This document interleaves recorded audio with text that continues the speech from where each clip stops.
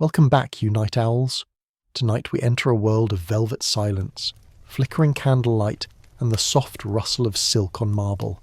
Imagine a palace wrapped in midnight, its corridors colder than they should be, its towering ceilings echoing with footsteps that don't always belong to the living.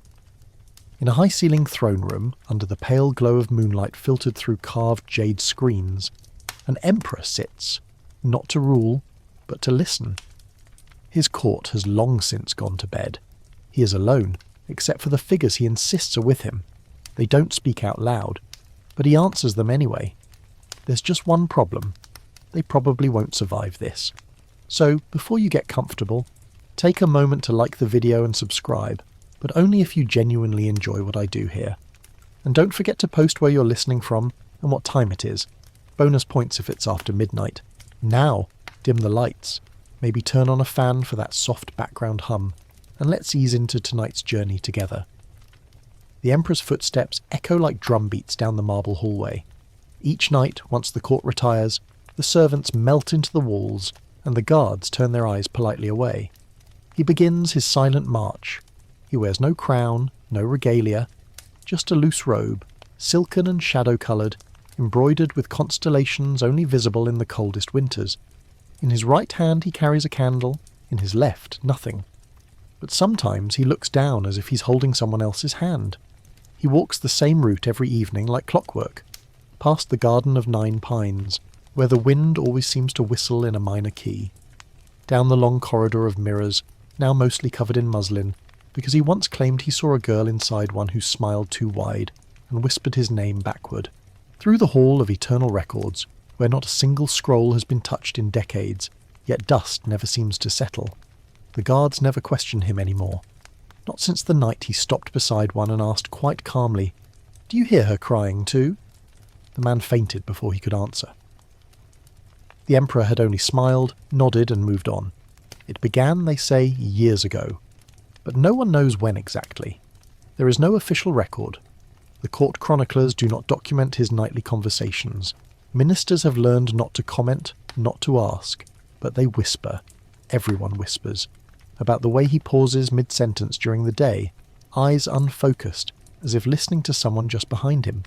About how he once decreed 3 days of mourning for a palace servant who died a century earlier. About the time he cancelled a summit with foreign envoys because, as he reportedly said, "They are planning betrayal, but the ancestors told me first." Late at night, he reaches the throne room. It is not grand, not anymore. Tapestries hang faded, the throne itself sits slightly off-centre, as though moved and never quite returned to its proper place. There are chairs, yes, 12 of them, arranged in a crescent around him. None are occupied, visibly at least. He speaks softly, sometimes with a smile, sometimes with the formal tone of a statesman. The guards posted outside have learned to ignore the one-sided conversation. When questioned, they'll say it's meditation, ritual, maybe grief. But once, a young replacement stood too close and heard a second voice, hoarse and low, answer the Emperor from thin air. He quit the next morning. What the Emperor hears, what he sees, is not the concern of his ministers, at least not publicly. But every now and then, a scroll will go missing. A noble will fall ill after questioning him too openly. Or a servant will report hearing chanting in a language no one alive speaks anymore. The Emperor does not sleep. He claims he cannot. Sleep, he says, is when the voices are strongest. They do not let him rest. And yet, paradoxically, he seems sustained by them, healthier than most his age, eyes sharp, memory razor-fine. At official functions, he recites ancestral lineages back 12 generations without pause. He speaks of ancient wars with the detail of someone who was there. He'll correct a historian mid-speech with the phrase, "That's not how it happened," and refuse to elaborate. Historians still argue whether this is the result of intense study or something else. By day, he is competent, brilliant even. Reforms have revitalised the economy. Roads are repaired before anyone reports damage. Floods are anticipated weeks in advance. Crops flourish. His political opponents disappear not in public purges, but in quiet, bloodless removals, retires, reassigned, exiled to luxurious palaces far from court. Everything about his rule seems guided. as though someone or something is helping him play a very long game. At night, though, the mask slips. That's when he is himself, or, as some whisper, when he is his true self, an oracle, a madman, a prophet in emperor's robes. One night, a curious apprentice scribes down what he hears through a cracked door. The notes, later recovered by another servant, describe questions the emperor poses to thin air. What should I do about the taxes in the western provinces? Who poisoned the minister's wine? Will I die alone? But the answers are never transcribed. The apprentice, according to records, vanished the next morning. His slippers were found outside the imperial koi pond. His body was not. Still, the emperor walks. Every night. Every time. Returning to the throne room. Sometimes with offerings. A bowl of rice. A plate of fruit. Even once a bottle of vintage plum wine, said to be 300 years old. He places these on the chairs, waits, watches. Once, a servant swore the wine bottle emptied itself. Of course, he was dismissed immediately, though not punished. The emperor merely smiled and said, "He's honest, but not ready to see." Some believe this is all calculated, a performance meant to control, to mystify, to ensure loyalty through fear or awe. Others insist he's cursed. Perhaps he stumbled into some forbidden chamber as a child. Perhaps his bloodline was always tethered to the other side. And then there's the fringe theory, that he never actually died. That this emperor, now elderly yet never frail, is not the original boy who was crowned decades ago, but a vessel. A mask worn by a soul too old to forget, too stubborn to move on. Skeptics argue otherwise. They cite records, birthdays, scars, portraits. But others point to the painting that once hung in the Western Hall, depicting the emperor at 10 years old. After one long night, it was removed without explanation. A guard claimed he saw the child in the portrait blink. The painting was burned. Still, the emperor walks, and not just within the palace. Rumours tell of him appearing in village shrines hundreds of miles away. A farmer's daughter swears she saw him lighting incense beside her father's grave, accompanied by no one. A travelling monk recounts a dream in which the emperor demanded the location of an unmarked battlefield, and when he woke, maps in the monastery had been altered to show a new site. Some say the ghosts he talks to aren't always dead, that in the deepest part of the night, between bell tolls and rooster cries, he converses with things older than humanity, colder than stars. That he once spent 3 nights in the Jade Mausoleum, emerging gaunt but glowing, eyes unnaturally bright, and that since then, time itself seems to bend around him. His meetings run too quickly or stretch impossibly long, as if hours slip unnoticed, and yet the emperor smiles, always. A tired, knowing smile, as though he knows how all of this ends and it amuses him. Tonight he pauses in the throne room. The candle flickers. He turns to one of the empty chairs and nods. "Yes," he says aloud. "That's what I thought too." He sits. The air chills. Somewhere beyond the veil, someone, or something, answers back. He's born during the Great Silence. On that summer night, as his mother screams in the golden birthing chamber wrapped in silk and sandalwood, the capital falls still. Birds cease chirping, the temple bells refuse to chime, and even the ever-gossiping wind seems to hold its breath. 3 minutes of total silence stretch across the empire, and no one can explain it. Not the astronomers perched in their towers, not the priests who draw omens in ash, and certainly not the midwife who delivers him with hands shaking harder than the child. She does not speak after that night. The palace logs record the birth simply, male, healthy, 3rd hour past dusk. But the unofficial court gossip journals add flourishes. They say the boy emerged without crying, that the room chilled noticeably the moment he opened his eyes, that a raven smashed into the east-facing window exactly as he was placed into his mother's arms. Some even say the emperor, his father, looked at the boy, blinked twice, and left the room without ever touching him.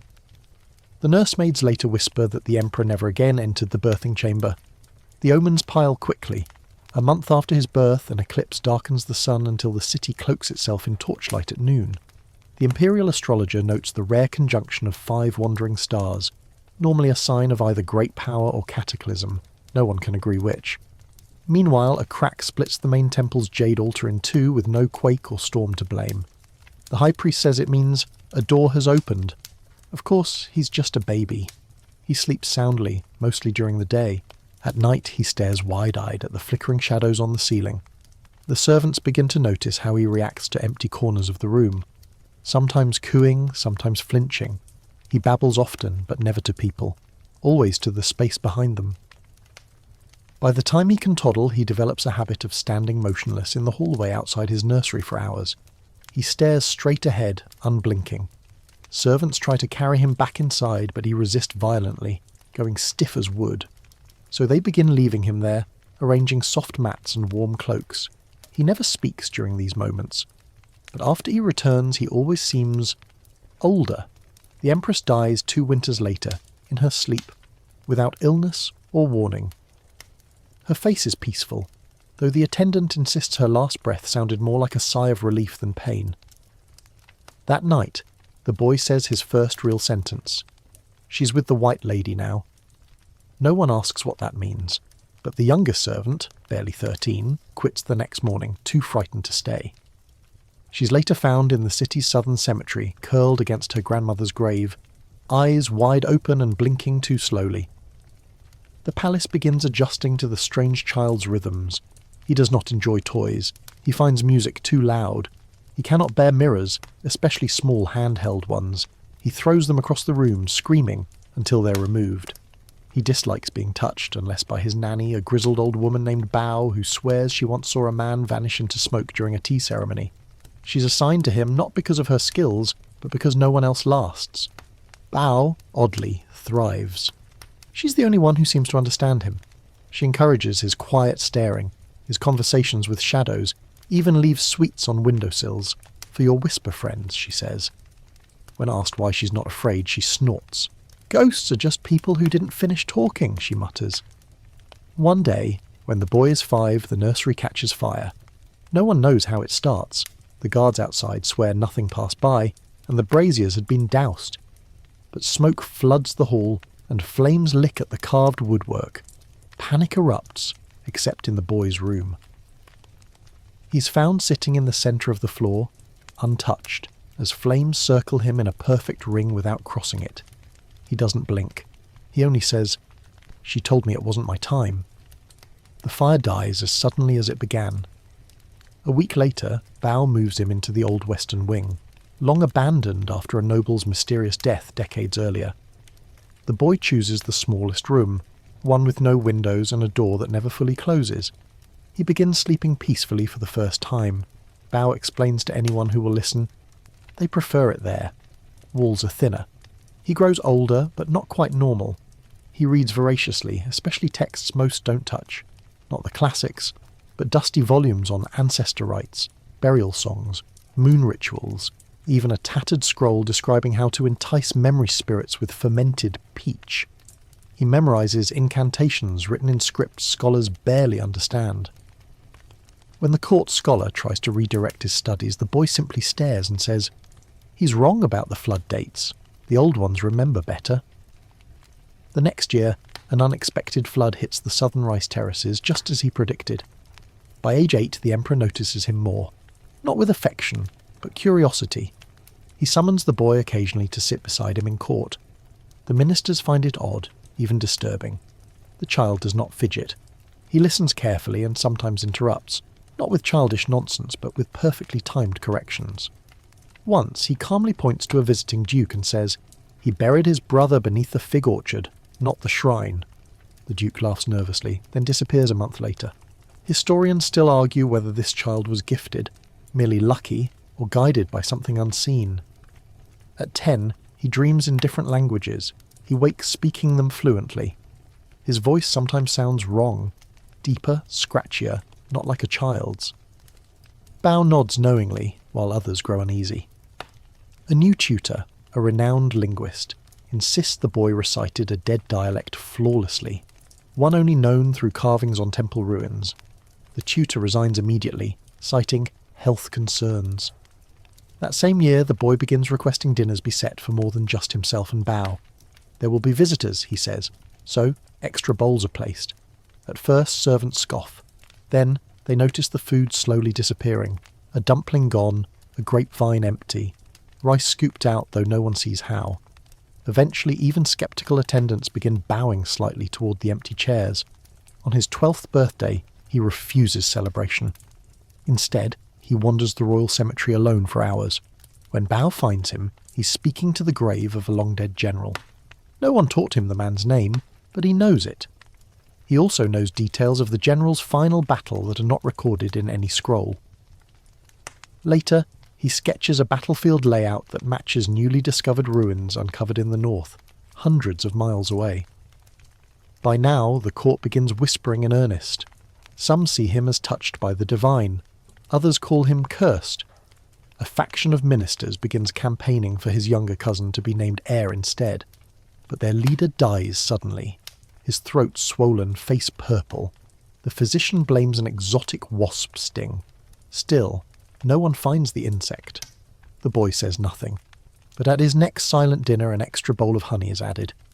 The emperor grows older, increasingly distant and clearly unsettled by his own son. He begins sleeping in a separate palace. Some say he consults astrologers nightly. Others claim he once tried to have the boy exorcised, but the ritual failed when the incense refused to burn. The priest in charge fled the capital and never returned.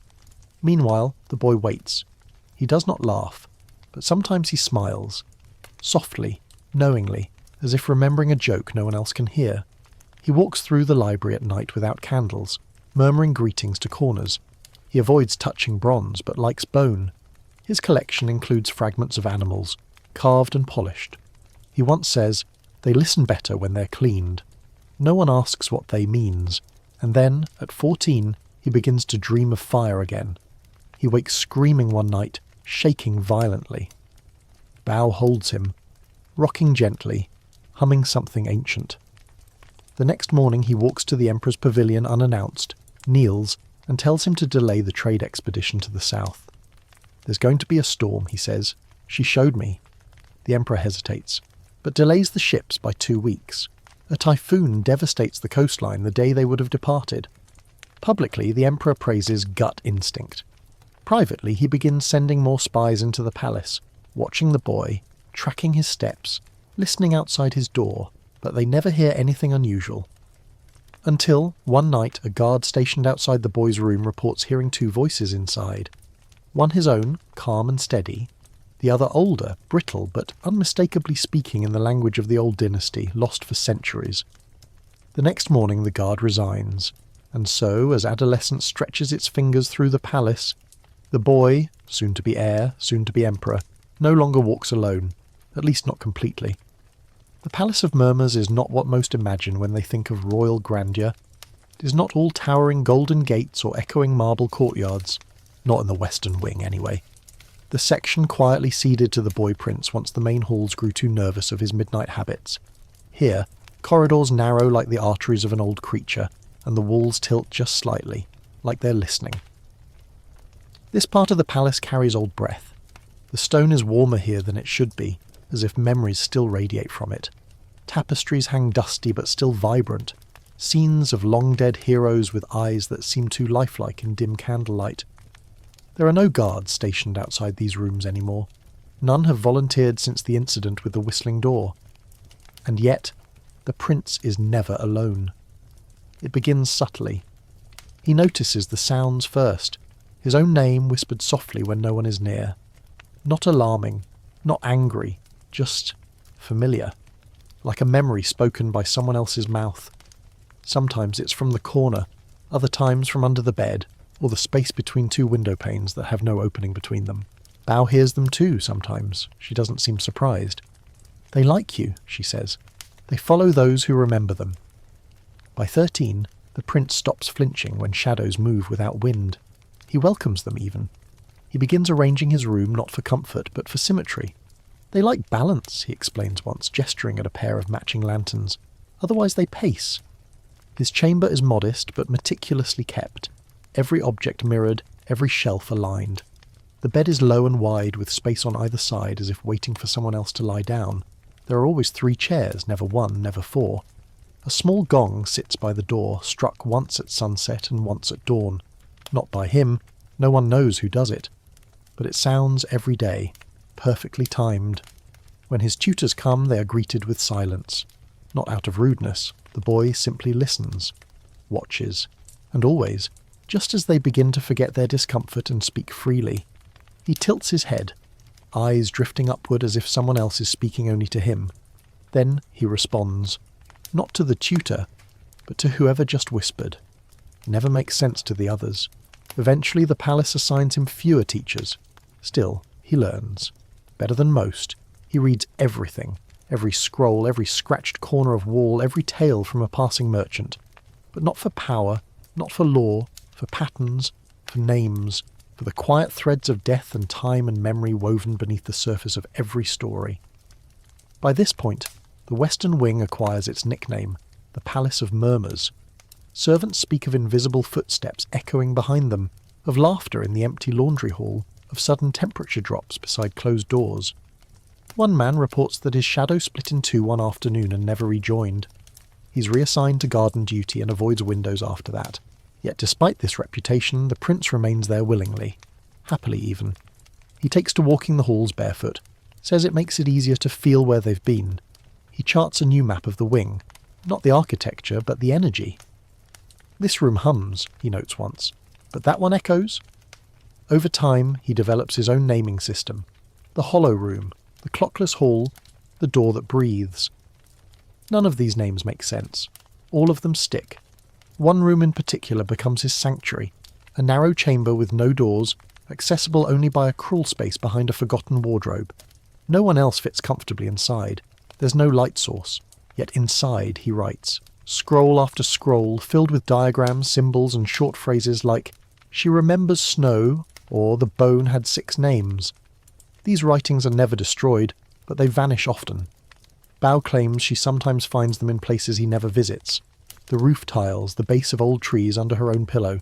He begins experimenting with rituals. Nothing elaborate. A bowl of water in a bowl of ash. A circle drawn in powdered salt around his shoes. A flute note held too long beneath the moonlight. They're not taught rituals. No one shows him these things. He just seems to know. The fringe scholars at court, those who study the deeper corners of ancestral worship, become increasingly interested. One particularly bold historian, dressed in ceremonial silks he admits he doesn't understand, attempts to interview the prince at 14. He asks, "Where did you learn this?" The prince replies, eyes fixed on the ceiling, "From the ones under the floor." The historian is found wandering the royal gardens 2 days later, barefoot and mute, humming a funeral hymn from a dynasty that collapsed 300 years before. From then on, the prince is largely left alone. Yet, his influence grows.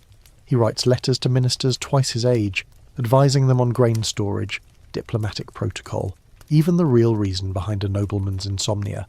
Every time, his suggestions prove correct. It's not force, it's not charisma, it's inevitability. People begin listening because they can't afford not to. Even the emperor takes notice.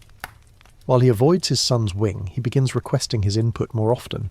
He sends formal questions on scrolls, receives cryptic but accurate responses. Slowly the court starts adjusting to this new rhythm. They stop asking if the prince is strange. They begin wondering how he's doing what he does, and who might be helping him. Because by now, it's clear, he's not working alone. The visitors become more frequent. Servants report flickering shadows behind the boy when he walks. One claims he saw 2 sets of footprints form beside the prince as he stood in the morning frost. Bao starts leaving offerings outside rooms without being told. Small things. Candied lotus seeds, thimbles, coins polished to a mirror sheen. Just in case, she says, never specifying for what. The walls themselves begin to change. Doors creak open slightly just before he arrives. Candles light more easily. Some refuse to burn at all in certain places. Once a new maid lights incense in the wrong direction. The smoke curls upward, forms the shape of a skull, and vanishes with a loud hiss. She faints. When she wakes, the prince is beside her, gently placing a coin under her tongue. "Don't swallow it," he says. "It's not yours yet." She never returns, but she keeps the coin. Palace scribes secretly record sightings of apparitions near his wing. They describe a woman in red, her feet never touching the floor, a child giggling where no child lives, a tall, faceless figure who appears only in reflections. None of these stories are officially acknowledged, yet everyone knows them. Historians still argue whether the Palace of Murmurs was haunted before the prince, or because of him. Then one day, the door in the east corridor disappears. It was a storage room, rarely used, but when a servant goes to retrieve a lantern, the hallway simply ends. Where the door was, there's only wall, seamless, undisturbed. No one can explain it. The blueprints insist a door should be there. The prince says nothing, but Bao, ever cryptic, murmurs, "She didn't like that one. Too noisy." No one questions her. From time to time, outside visitors come to tour the palace. Foreign dignitaries, artists, merchants of great wealth. They are not brought to the western wing. But sometimes they ask about it. They hear whispers from other servants. They grow curious. And if they push too hard, they are politely reminded of the palace's traditions. Some doors are not for strangers. Still, on rare occasions, someone slips in.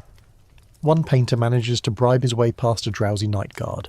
He sketches the hallway outside the prince's quarters, focusing on the flickering candlelight and strange symmetry. When he returns home, he begins painting obsessively.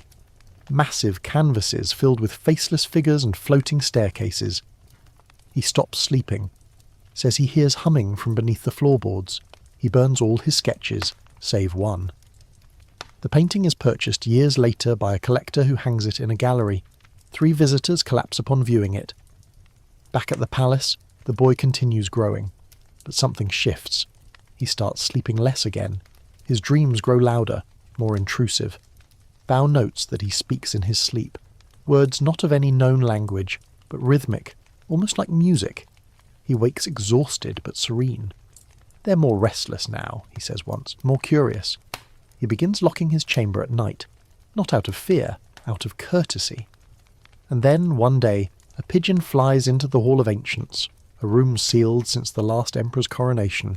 The bird breaks its neck against the far wall, where a family tree is carved in gold. Blood splatters the name of a long-dead prince who once rebelled. Later that week, the current emperor calls his son to sit beside him during an audience with visiting monks. He says nothing. He doesn't need to. Everyone knows what this means. The heir has been chosen. Whispers begin before the crown ever brushes his brow. Not the loud official kind. Those are for parades and scrolls. The real whispers trail behind him like a second robe, heard in the kitchens, in the market alleys, beneath the lacquered tables where noblemen drink too much and forget who might be listening. They whisper about what he did before he became emperor. Not the treaties or the reforms, but the quiet predictions. The long walks at midnight. The time he visited a dying concubine and left her chamber 15 minutes before she passed. With her eyes open, smiling, whispering a word no one understood. They whisper about how he never needed to be taught things, how he just knew, how he seemed less like a boy becoming a man and more like something old, shedding dust and silk and memory until only power remained. They whisper about the fire. The coronation itself is traditional enough. A silk canopy of phoenix red and gold, a throne washed in mountain spring water, a priest muttering long blessings in an ancient dialect most attendees can't follow. The crowd cheers. Ministers weep performatively. His father, pale and thinned by age, watches from the shade of a ceremonial pavilion, face blank. The boy-turned-emperor meets every eye with calm precision. He says little, he does not tremble, and when he kneels to receive the jade seal, the clouds overhead part just enough to let a single shaft of sun blaze down on him alone. People call it divine approval. Historians still argue whether it was simply a coincidence of weather and timing, or something else responding to the change. That night, he walks the throne room alone. There are no guards stationed nearby by his request. The windows are shut, the doors bolted, no breeze, no sounds but the low crackle of oil lamps and the soft pat of his bare feet on polished stone. And yet he listens, head cocked slightly, as though to some distant voice riding the air. He responds softly, nodding once, then twice. "Yes," he says, "I understand." From that night on, he becomes someone different. Not cold, but impossible to rattle. His rule is calm, exacting, oddly effortless. Petitions are reviewed quickly, reforms enacted with surgical clarity. Trade booms, grain is distributed months before shortages arise, border tensions vanish like mist. Ministers whisper that he always seems one step ahead, because he is. He seems to know things no one could. A nobleman privately mocks a tax policy during a dinner party. The next morning, He's assigned to oversee tax audits in the storm-flooded southern provinces. A general exaggerates troop numbers. Within days, the emperor quotes the exact correct figure during court session, without any reports ever arriving. Spies planted by rival families either return silent and pale or do not return at all. One such spy, a young man pretending to be a servant, later confesses under trembling breath that he saw the emperor speaking in the Hall of Statues at midnight. Not strange in itself, but the statues, he claimed, replied. "Only once," he whispers before fleeing the palace. "They all turned their heads. At once." The throne room becomes his sanctuary, his council chamber, his séance circle. Each night he walks there. No court, no scribes, no witnesses, only the candle he carries, and the invisible audience he greets with steady eyes. He speaks in a soft, deliberate voice. Sometimes he answers questions no one else hears. Other times he seems to be asked things himself, responding with nods or brief utterances.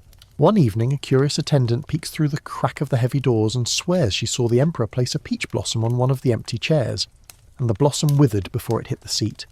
After that, the guards keep everyone back. Over time, chairs begin appearing. Simple wooden ones at first, then slowly carved more ornately. A dozen now sit in a crescent facing the throne, never moved. Always clean, always cool to the touch. The emperor often gestures to them as he speaks, sometimes even pausing for what appears to be a reply. When ministers ask about these sessions, he smiles. "They help me see farther," he says once, eyes glittering. "They remember what I've yet to learn." Some think it's metaphor, most don't. He institutes the ritual of the unseen table. It begins as a private act, a tray set with incense and sweets placed in the centre of the throne room every new moon. But soon it becomes ceremonial. Every month, under moonless skies, the emperor dines alone at the table. 12 plates, one for each unseen guest. The food is always warm, prepared with the finest ingredients. Each dish corresponds to an ancient figure, some known from history, others never recorded before.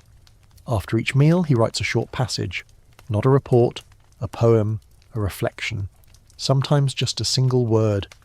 These writings are stored in a jade box sealed with wax and hidden in the imperial archive. The seal is never broken, not even by him. Officials begin quietly mimicking the ritual. High-ranking nobles leave offerings in their home altars styled after the unseen table. Some claim their fortunes improve afterward.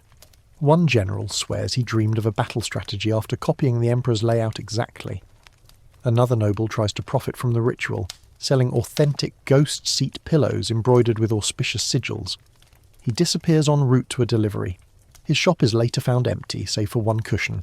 It is cold and damp to the touch, as if soaked in breath. Meanwhile, the emperor continues ruling. His policies are efficient but peculiar. He closes a perfectly functioning copper mine on the grounds that the ground is too angry. He forbids construction near a certain waterfall out of respect. He elevates a farmer to magistrate after reportedly receiving a message from an old friend. The farmer, incidentally, bears a striking resemblance to a long-dead general from an ancient portrait. Historians still debate whether this was coincidence or the result of eerie familial continuity. The man later vanishes during a lunar eclipse. No trace remains, except a single golden hairpin which once belonged to that same general's wife. Some in court begin to question the emperor's sanity. Quietly, of course, but the seeds are there. Whispers of possession, of obsession, of madness wearing a crown. And then the fire begins again, just as it did when he was 5, but this time not in his room. The Hall of Ancestors bursts into flames one stormless night. The marble scorches, the tapestries blaze to ash, but the ancestral tablets, those inscribed with the names of rulers past, are untouched, sitting in a perfect circle amidst the ruin. The emperor walks into the ash barefoot. He kneels, whispers, then nods. He says, "They wanted silence. We were too loud." That week he orders the construction of the Whispering Pavilion, a small structure of curved obsidian and redwood, built with no nails, only interlocked wood. It hums faintly when the wind passes through, and no one but the emperor may enter. Bao, now old and half-blind, sits outside it each morning smiling knowingly. "They're louder now," she says to no one. The emperor does not attend celebrations anymore. He avoids bright lights, loud music, sudden noise. His audiences are brief. He begins requesting more silence in court proceedings. Once, when a minister sneezes, the emperor pauses and says, "She's gone now." No one asks who. And yet the empire thrives. Trade routes expand, banditry declines, education flourishes. The people love him, though few ever see him. Artists carve his likeness on coins, though always from imagination. Some depict him with glowing eyes, others with a crown made of clouds. One statue shows him holding a bowl filled with smoke. The sculptor never explains why.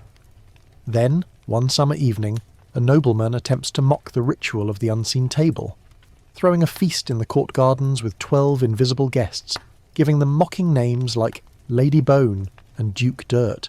He laughs. Others laugh. That night he disappears from his estate. His mansion is found undisturbed, except for one dining chair turned toward the moon, a goblet of wine still half full. The seat is warm to the touch. The wine tastes of salt. Afterward, no one jokes about the ritual again. The emperor simply smiles when told. They never liked being mocked. From then on, his nights grow longer, his voice grows softer, but his gaze sharpens. He walks the halls at dusk now, not just midnight. The wind in the Palace of Murmurs follows him more closely. He carries not just a candle, but a bell. It rings with no rhythm, once, twice, then silence for hours, and always, those chairs, waiting, listening, responding. By 17, the emperor no longer eats with his ministers. Officially, he is engaged in fasting for spiritual clarity, but everyone knows the truth. It's about the guests, the ones no one else sees, the ones who don't breathe air but occupy space nonetheless. Each night at the unseen table, he hosts a banquet unlike any in the empire.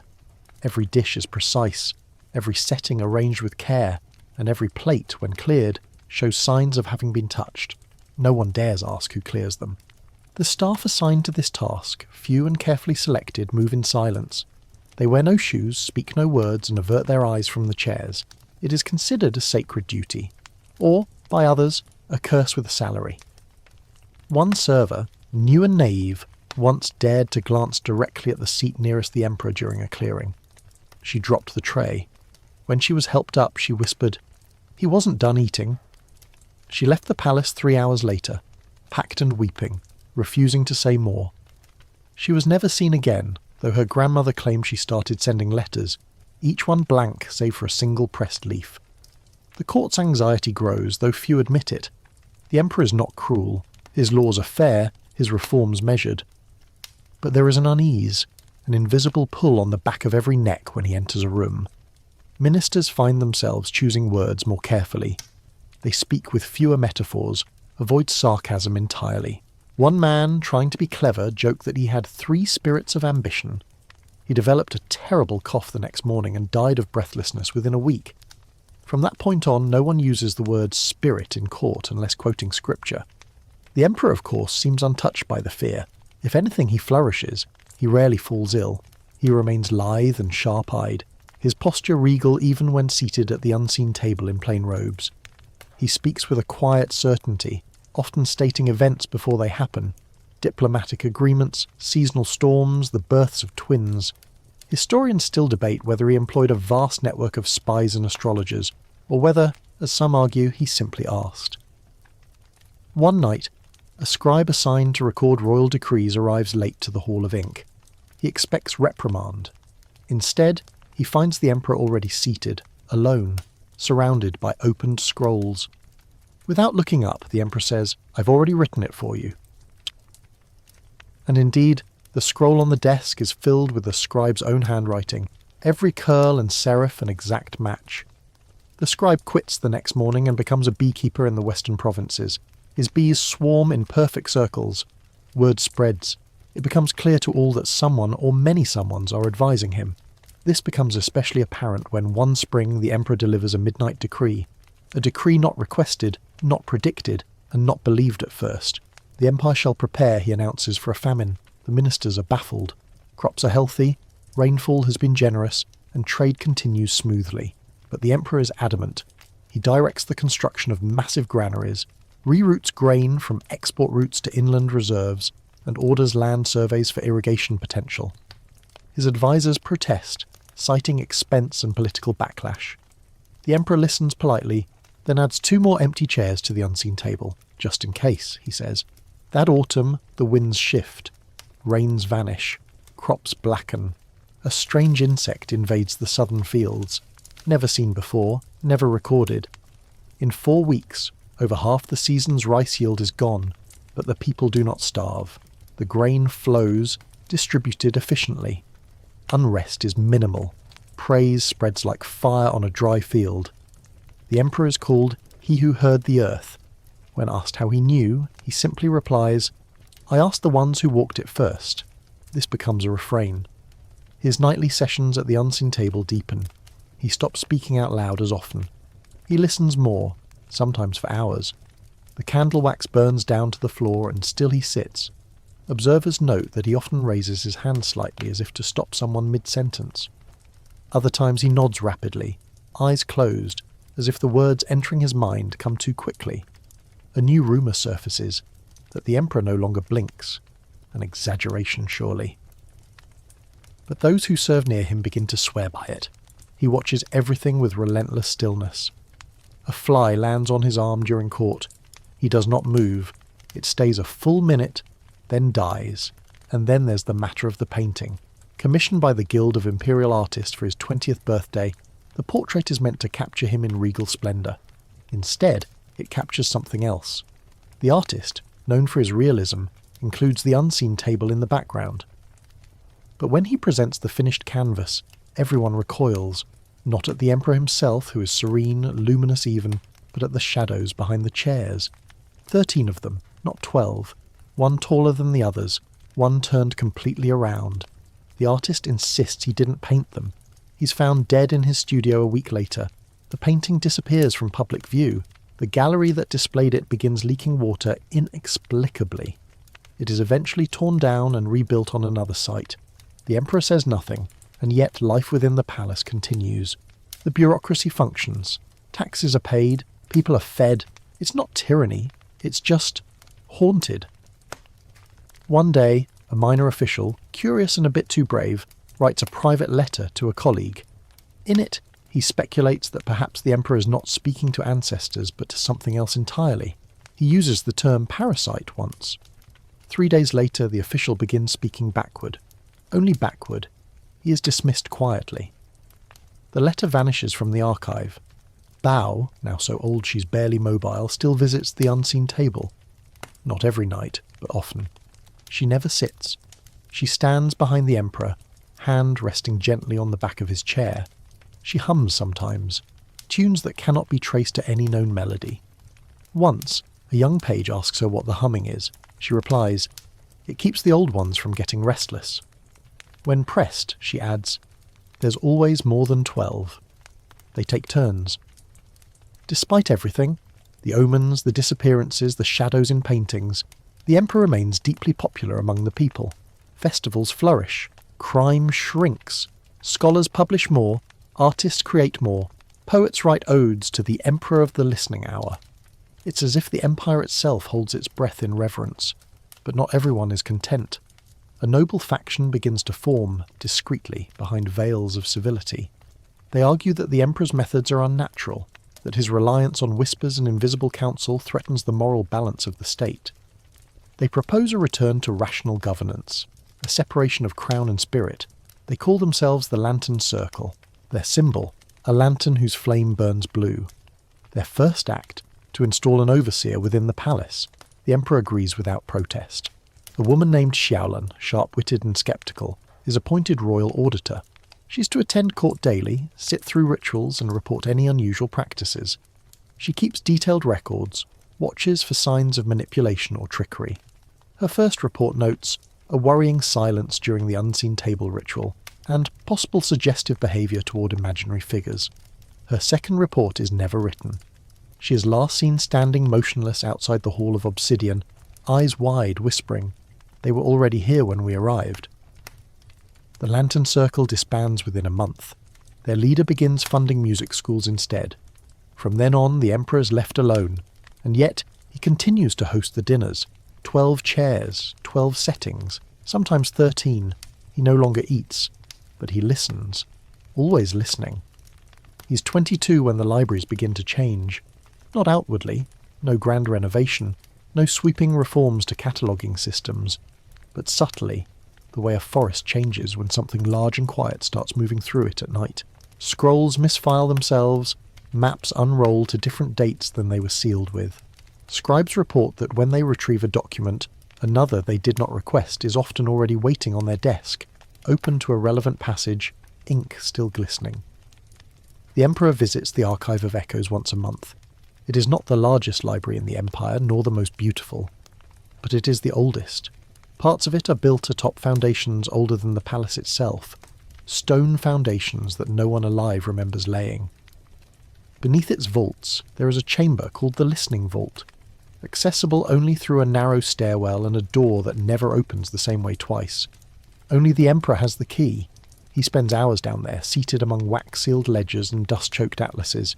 He never brings an aide. He never returns with scrolls. Yet after each visit, changes follow, adjustments in policy, new laws issued, obscure border villages suddenly receiving imperial attention. Once he emerges from the vault and orders the construction of a dam in a valley that hasn't flooded in centuries. 2 months later, the flood comes, and when it does, the water rises precisely to the point he ordered reinforced, no higher. The nearby village survives untouched. The governor praises preparation. The villagers praise luck. The Emperor simply says, "The ghosts remembered the old river better than the new map did." This kind of precision, this eerie foreknowledge, catches the attention of foreign dignitaries. They arrive dressed in silk and suspicion, eager to observe this ruler who walks between shadows and knows things he shouldn't. They are polite, sceptical, privately amused. The Emperor hosts them in daylight, under a pale sun filtered through peach blossoms. He is charming, soft-spoken. He speaks their languages without hesitation, even obscure dialects they didn't expect him to know. When asked about trade routes, he recommends one previously thought lost to overgrowth. When their own cartographers investigate, they find the overgrown path, intact and still passable. Along the trail, they discover a shrine. Its carvings mention the same royal ancestors the Emperor invoked during dinner, ancestors long forgotten even by his own ministers. One ambassador faints, another insists he heard singing from the trees. Back home, they describe him as calm, uncanny, utterly ancient in the eyes. Historians still argue whether these tales were embellished out of reverence, or recorded as is by men too shaken to lie. By this time, the Emperor's rituals have become tradition. The unseen table is now considered state ceremony. High holidays include a quiet hour where citizens are encouraged to leave an empty seat at their dinner tables, a bowl of rice, and a second set of chopsticks. The cities comply. Even the most sceptical leave a small token just in case, for health, for luck, for good dreams, and the empire continues to thrive. But with the prosperity comes an odd cultural shift. Art changes. Poetry, once loud and romantic, becomes softer, more reverent, filled with pauses and references to things just outside the frame. Paintings feature more shadow than subject, more suggestion than form. Music grows quieter, tonal, filled with long notes and sudden silences. The Emperor approves of these shifts. He encourages ambiguity, reflection, the awareness of things not seen. He commissions a set of scrolls from a blind calligrapher who paints only in ink washes and texture. When the scrolls are unrolled, they are blank. But anyone who touches them claims to see images in their dreams, not always pleasant ones. Still, the scrolls are kept in the Whispering Pavilion, and their edges never gather dust. He begins sending messages in strange ways. One noble receives a sealed envelope containing only a dried lotus petal and a piece of quartz. He sells it out of curiosity, and 3 days later his estate is consumed by fire, sparked by a lightning strike on a cloudless day. Another minister is handed a bundle of twigs tied with a red string. The next morning he voluntarily resigns and enters a monastery. He refuses to speak of the twig bundle again. These signs, these gestures, they're never explained. The Emperor does not issue warnings, only suggestions. The Empire learns to pay attention to silence. Then comes the matter of the scholar. A woman named Dai Lin, bold and brilliant, writes a treatise questioning the Emperor's practices. She does not accuse him of wrongdoing, but urges the court to consider the psychological cost of carrying so many voices in a single mind. She sends the manuscript to the royal archives. It is never published. but she is summoned to the palace, not to be punished, not even to be scolded. She is invited to the unseen table. The next morning she leaves the palace pale but quiet. She returns to her estate and writes no more. Instead, she spends her days painting wind chimes. Every chime she crafts rings in a different tone, no two alike. They are considered marvels of acoustic engineering, but she never sells them. She simply hangs them in a grove of birch trees. Visitors who walk through the grove often exit in tears, unable to say why. The emperor, meanwhile, grows quieter. Not withdrawn, he still rules, still issues proclamations, still hears petitions, but his voice becomes something different, softer, as though he's echoing someone else, or being echoed himself. His eyes, once sharp, become deeper, like wells. People report that he now listens before speaking even in casual conversation, and when he does speak, it is often in layers, as if two voices are speaking at once. Sometimes a sentence finishes with a word from another tongue, a dialect from the north or the desert, or one no longer spoken by any living tribe. Scribes adapt. They begin recording these fragments in footnotes. A new glossary emerges, one filled with sounds no one knows how to pronounce. Still, the empire listens, because prosperity continues, because storms strike where he says they will, because crime drops in cities where he sends dream fortunes, because those who defy him do not last long, not through punishment, through silence. They are erased quietly, a name missing from a record, a seat empty at a council, a friend who was there and then wasn't. Once, a palace servant swears she watched a man vanish mid-sentence. One blink, and he was gone. She reports it to no one, but she begins placing extra rice bowls on her tray, one for herself, one for the emperor, and one more for whomever is listening. There are no records of how the emperor first made contact with the ghost who taught him politics. No scrolls, no inscriptions, no careful notes left in the margins of his journals. But those who watched him closely swear something shifted when he turned 24. It was subtle at first. The way his voice dropped slightly in pitch, the way he held a pause a second longer than usual before responding to a courtier's question, the faint but perceptible shift in his posture when seated at the unseen table. He began gesturing more deliberately, not just to the space beside him, but to a particular chair, the one with the cracked armrest, the one no servant dared to touch. It is said he began dreaming with clarity, not fragments or sensations, but full conversations. Long discourses in smoke-filled chambers with no walls. The ghost, who never gave a name, only the title Chancellor, spoke in a voice like dust sliding across parchment. And though the emperor never wrote these dialogues down, their influence appeared in his edicts almost immediately. He began to unravel systems. First, the grain tax hierarchy, over-complex and riddled with loopholes, was quietly replaced with a streamlined mechanism the emperor described as what they used before greed taught us to forget. When pressed to clarify what he meant, he only said, "He showed me how it was before the dynasty fell the first time." Historians puzzled over this phrasing. Which dynasty, and which fall? Regardless, the new tax system worked. Efficiency soared, grain hoarding plummeted. Regional governors who had enriched themselves off the old rules found themselves powerless to stop the change. Their letters of protest arrived late, or not at all. Some claim the messengers forgot the addresses mid-journey. One courier reportedly sat down beneath a tree and stayed there for days, staring at nothing. When found, he had only this to say: "The Chancellor was there. He wouldn't let me leave until the wind changed." Another reform soon followed, this time concerning the appointment of regional magistrates. Traditionally, a balance of noble birth, bureaucratic record and ancestral loyalty determined appointments. But the emperor began selecting unknowns, quiet clerks from distant towns, farmers with unusually articulate petitions. One was a stonemason, whose only qualification appeared to be a history of carving ancestral tablets by commission. Each one proved unnervingly effective.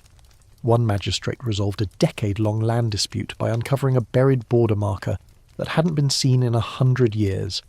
Another mediated between two warring families using a genealogy neither side remembered, but both instantly recognised. When questioned, these magistrates always cited guidance, though they refused to elaborate.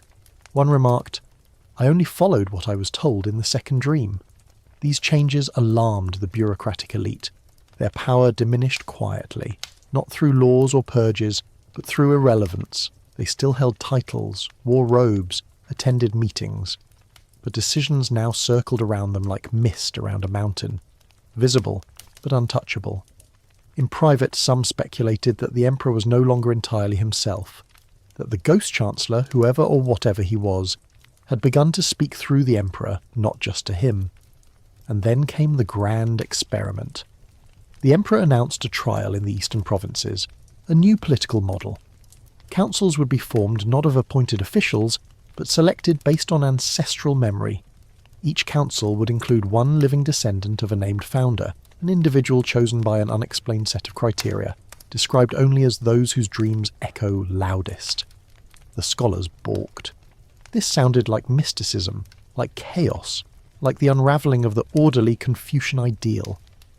But the emperor did not waver, and the councils formed, and they worked. Decisions were made quickly, disputes settled with uncanny awareness of old grievances. Resource allocations that would have taken months under traditional administration now occurred in days. It was as if, locals said, the land itself remembered how it wanted to be governed. This model spread, quietly, one province at a time.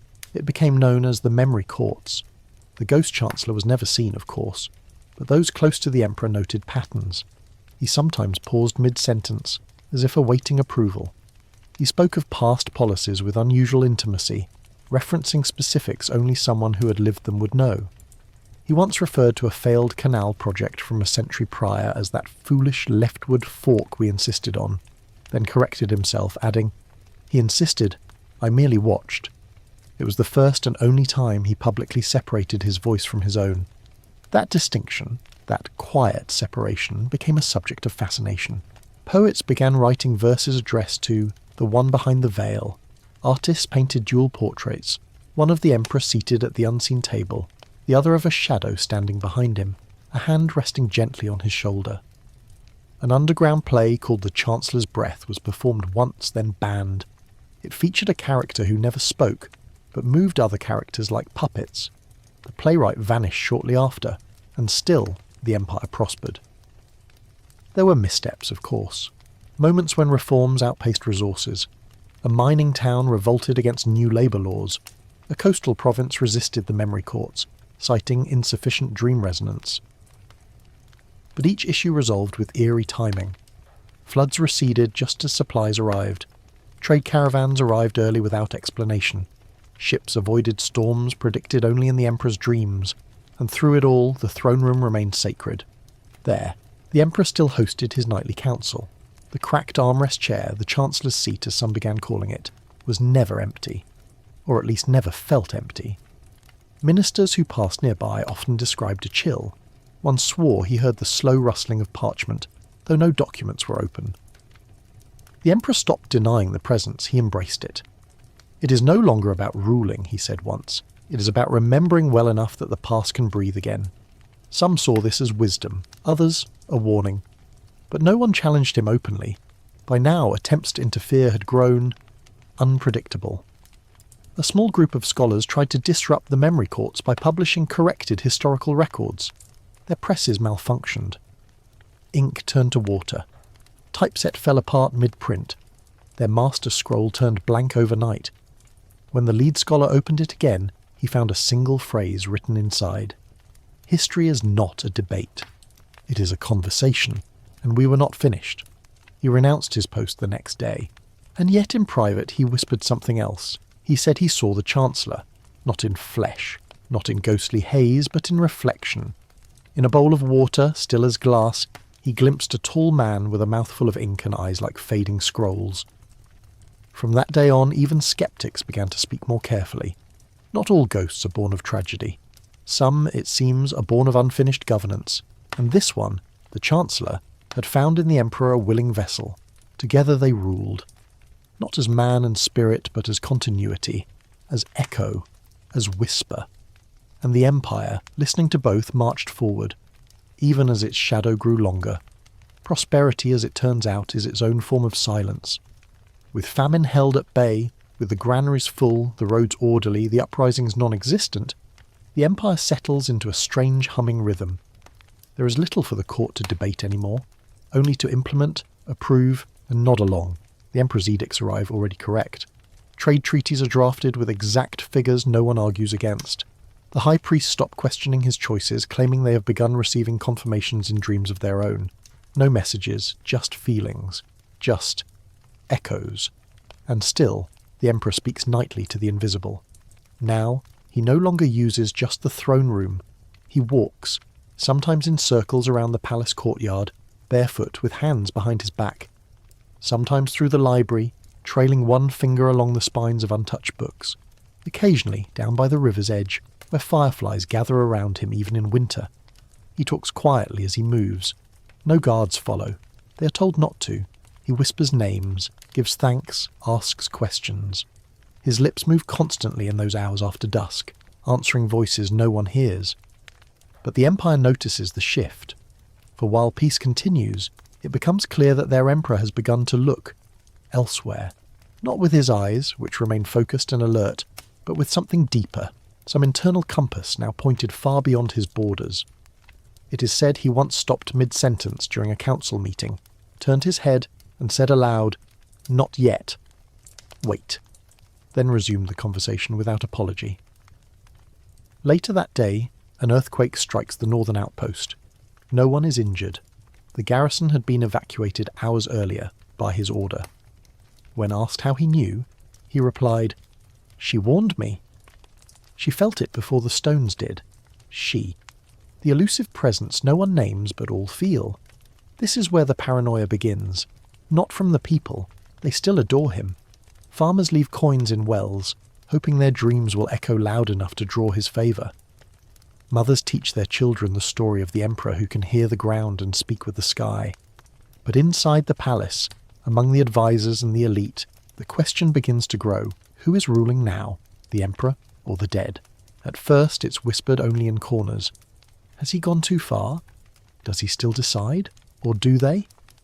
What happens if they disagree? But soon the tone shifts, from worry to fear, because the emperor shows signs of being guided. Not entirely possessed, not vacant, but increasingly accompanied. His handwriting begins to change. Decrees delivered in the early days of his reign were crisp, formal, with elegant brushstrokes. Now they vary, sometimes childlike, other times jagged, and occasionally fluid but ancient in style, mimicking calligraphy that hasn't been taught in 3 centuries. Scribes no longer question this, they simply copy. His clothing changes too. He begins favouring robes embroidered with symbols no court seamstress recognises. One shows a river bending in the wrong direction. Another depicts a dragon with its eyes sewn shut. When asked about these, he smiles and says, "These are not symbols, they are memories." More troubling is his speech.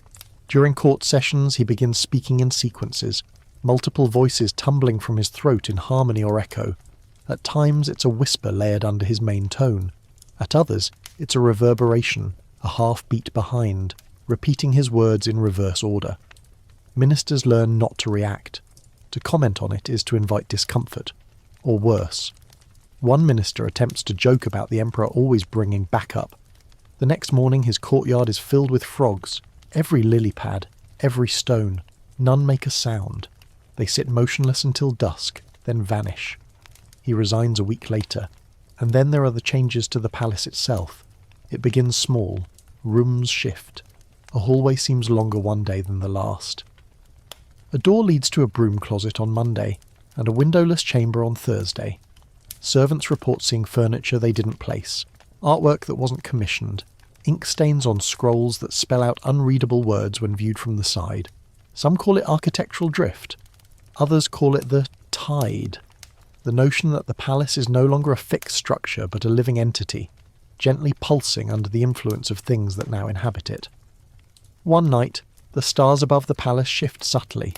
Astronomers report that a familiar constellation appears tilted just slightly when viewed from the central tower.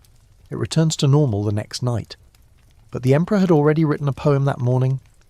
The archer points where blood once dried. The twins have turned their backs to pride. Interpretations abound. Some say it's prophecy, others stop reading his poetry altogether. One by one, his closest advisors either step away or fade into silence. They are not dismissed, but they drift, assigned to far provinces, given comfortable retirements, or simply replaced by silence. The emperor rarely replaces anyone with a visible person. Instead, decisions are taken under council. Which council? No one asks. The unseen table remains, but it is no longer just a ceremony. It becomes a place of governance. New scrolls appear there, already filled in. One morning, a trade agreement lies open on the table, signed by a merchant who died 2 years earlier. His signature is perfect. The merchant's widow confirms it, weeping with joy, claiming her husband always regretted missing that opportunity. He always said he would make it right, even after. No one questions the document's legality. Meanwhile, the emperor begins commissioning structures beyond the palace, not temples, not statues, structures with no name, built in empty fields in deep forests on cliffsides, stone circles, spiral pits, towers that point nowhere. They are made of bone-coloured marble, wood that does not rot, iron that resists rust but hums softly in fog. When asked their purpose, he answers only once. They are for remembering and returning. At this point, a visible divide forms in court. Some ministers, though few remain, begin referring to themselves as the Echo Faithful. They believe the emperor is the vessel of collective memory, the bridge between present governance and the wisdom of the departed. They propose a new calendar era, year 1 of the Echo reign. Others are not so devout.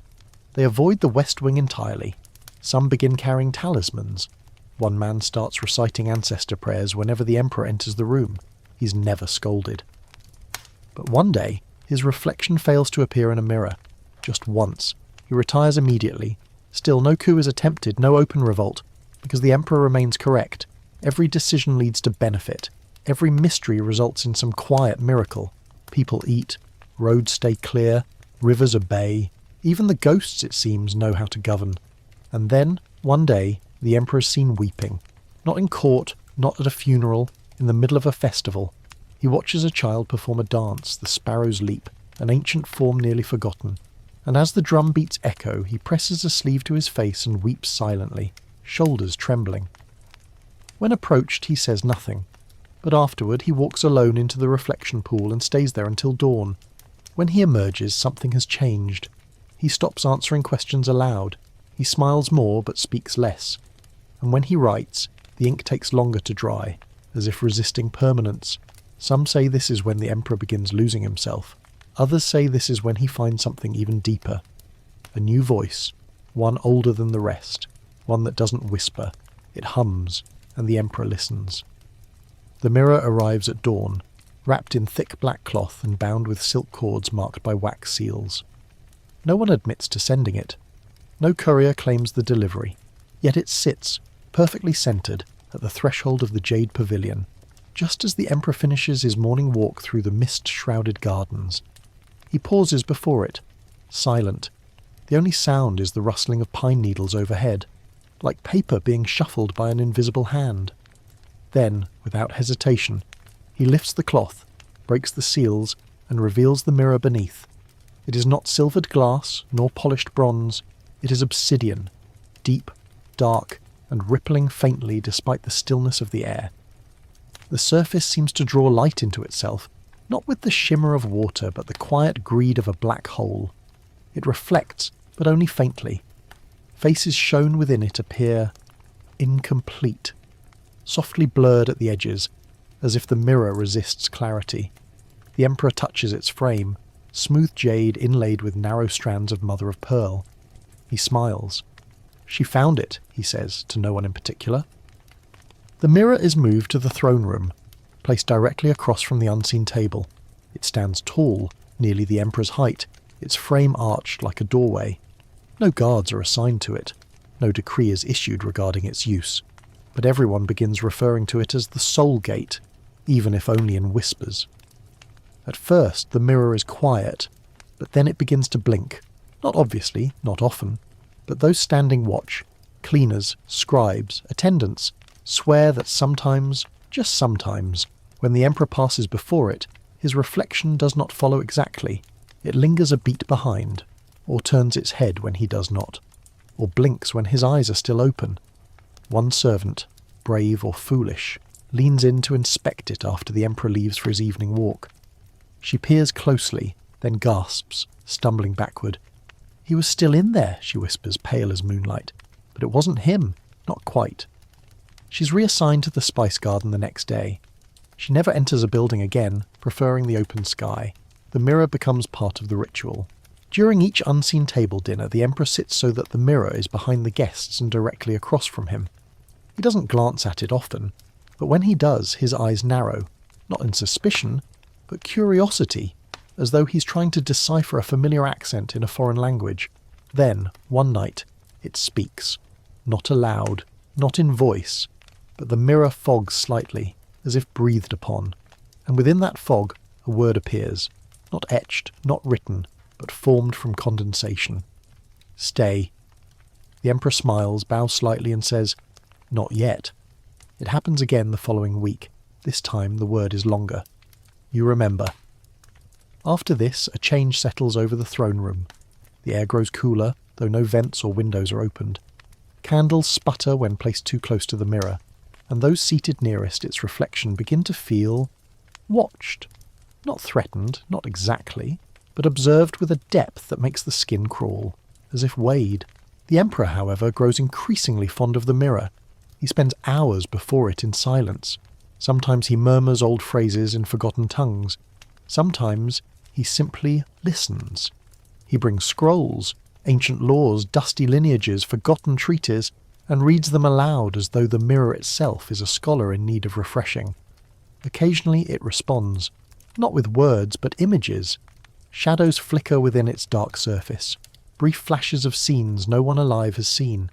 A battlefield under twin moons, a banquet where all the guests wear masks made of bark, a temple that collapses upward, stone vanishing into cloud. Historians are baffled. Scribes attempt to document the images, but they fade too fast. Artists try to paint what they see, but their hands tremble before they finish. One loses the ability to see colour after a single session with the mirror. He later carves only in obsidian, claiming the world's truth lies in grayscale. Eventually the Emperor begins bringing offerings to the mirror just as he does to the unseen table, but different ones. Instead of food or wine, he leaves memories, items tied to moments. The sandal he wore as a boy during his first rainwalk, the comb his mother once used, a note written in his childhood scrawl reading, "Why do I know things no one tells me?" Each item is placed at the mirror's base. Each item vanishes by morning. When questioned, the Emperor says only, "She collects what was almost lost." This she becomes a new mystery. The court debates. Is it the mirror? A spirit within? A single voice rising from the choir of the unseen? Or the Emperor's own mind fragmenting into personae? Then one night, during a rare full moon, the Emperor speaks plainly at court. "I have been speaking with her," he announces. "She was a queen once, or something like it, before names. She remembers what power is like when it does not fear dying. She is not my ancestor, but she has worn many emperors." No one interrupts. He continues. "She does not speak to all, only those who ask without wanting, only those who forget they are still alive." A long silence follows. After that speech the court changes further. Meetings shorten. Ministers speak only when spoken to. Documents are approved faster, with fewer amendments. The Emperor's gaze seems to press against people's bones. And yet he smiles more. He laughs, occasionally. But the laugh echoes strangely, like two voices overlapping. One human, one remembering. The mirror continues blinking. It no longer mimics reflections perfectly. Sometimes it shows the Emperor with his back turned, when in reality he is facing forward.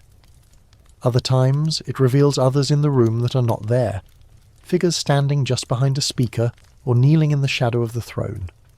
Once it shows 12 chairs filled, and a 13th standing. A visiting scribe drops his pen. No one speaks of the incident again. One evening, the Emperor performs a new ritual. He stands before the mirror and begins naming names. Slowly, carefully. Names of past emperors, names of lost generals, names of forgotten palace servants, names of cities swallowed by time, names no one recognizes.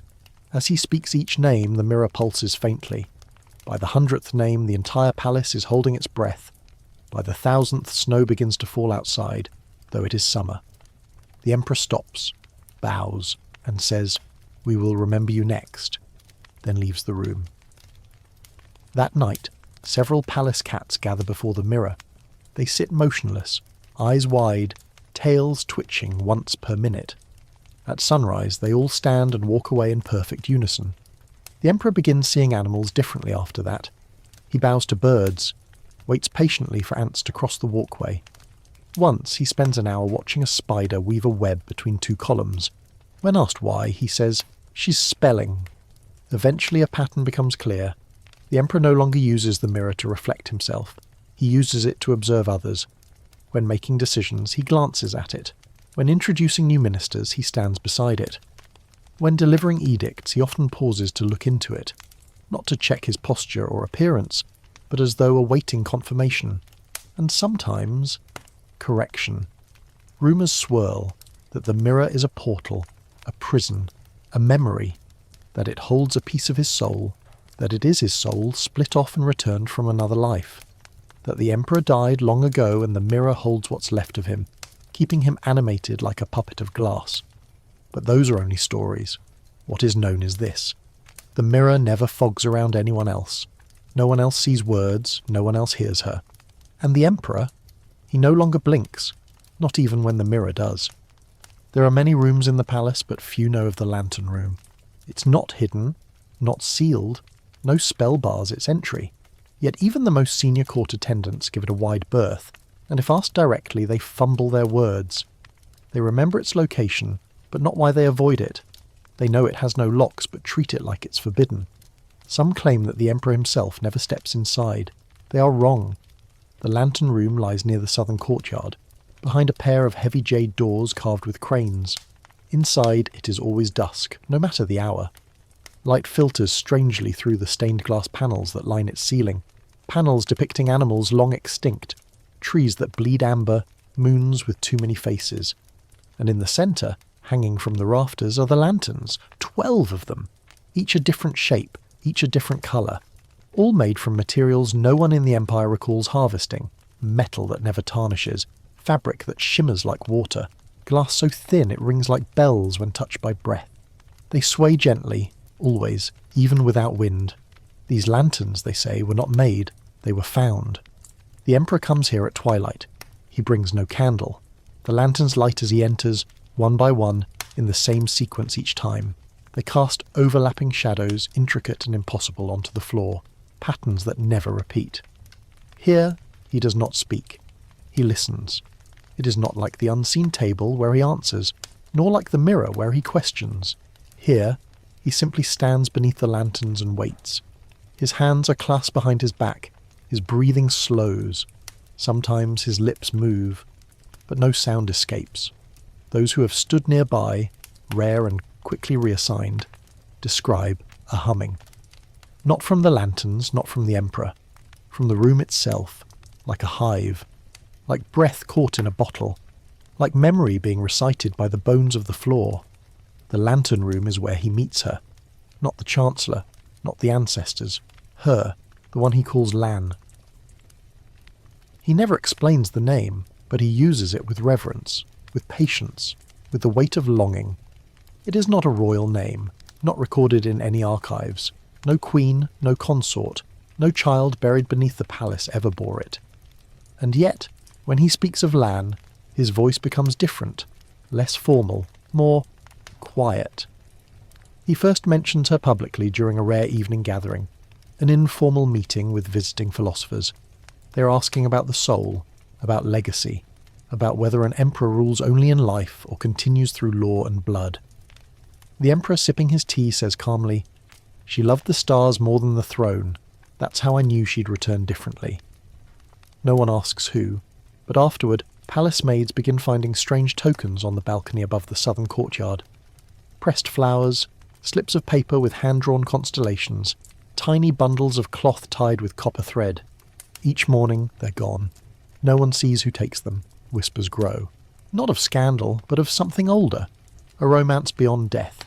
A bond that survived forgetting. The kind of story sung in ballads where love transcends skin and time and breath. The Emperor is seen more often near the Lantern Room. He begins walking there after council meetings, after dream rituals, after mirror sessions, and he hums. The same tune, over and over, soft and slow. It's the kind of melody that burrows under one's skin, not haunting, but mournful, like something unfinished. Some say Lan is a ghost. Others claim she's not dead at all, but never fully born, a sliver of someone who almost was. There's a story, unwritten, unverifiable, about a girl from the provinces, 17 with ink-stained hands and laughter like chimes. The Emperor visited her village during his early reign. She gave him a scroll she'd copied by hand, an obscure treatise on moonlight and language. He thanked her. Then the village burned. The cause was never determined. A stray spark, they said. A merchant's lamp. The girl was never found. The Emperor never speaks of that journey. But that melody, the one he hums, matches the rhythm of the scroll she copied.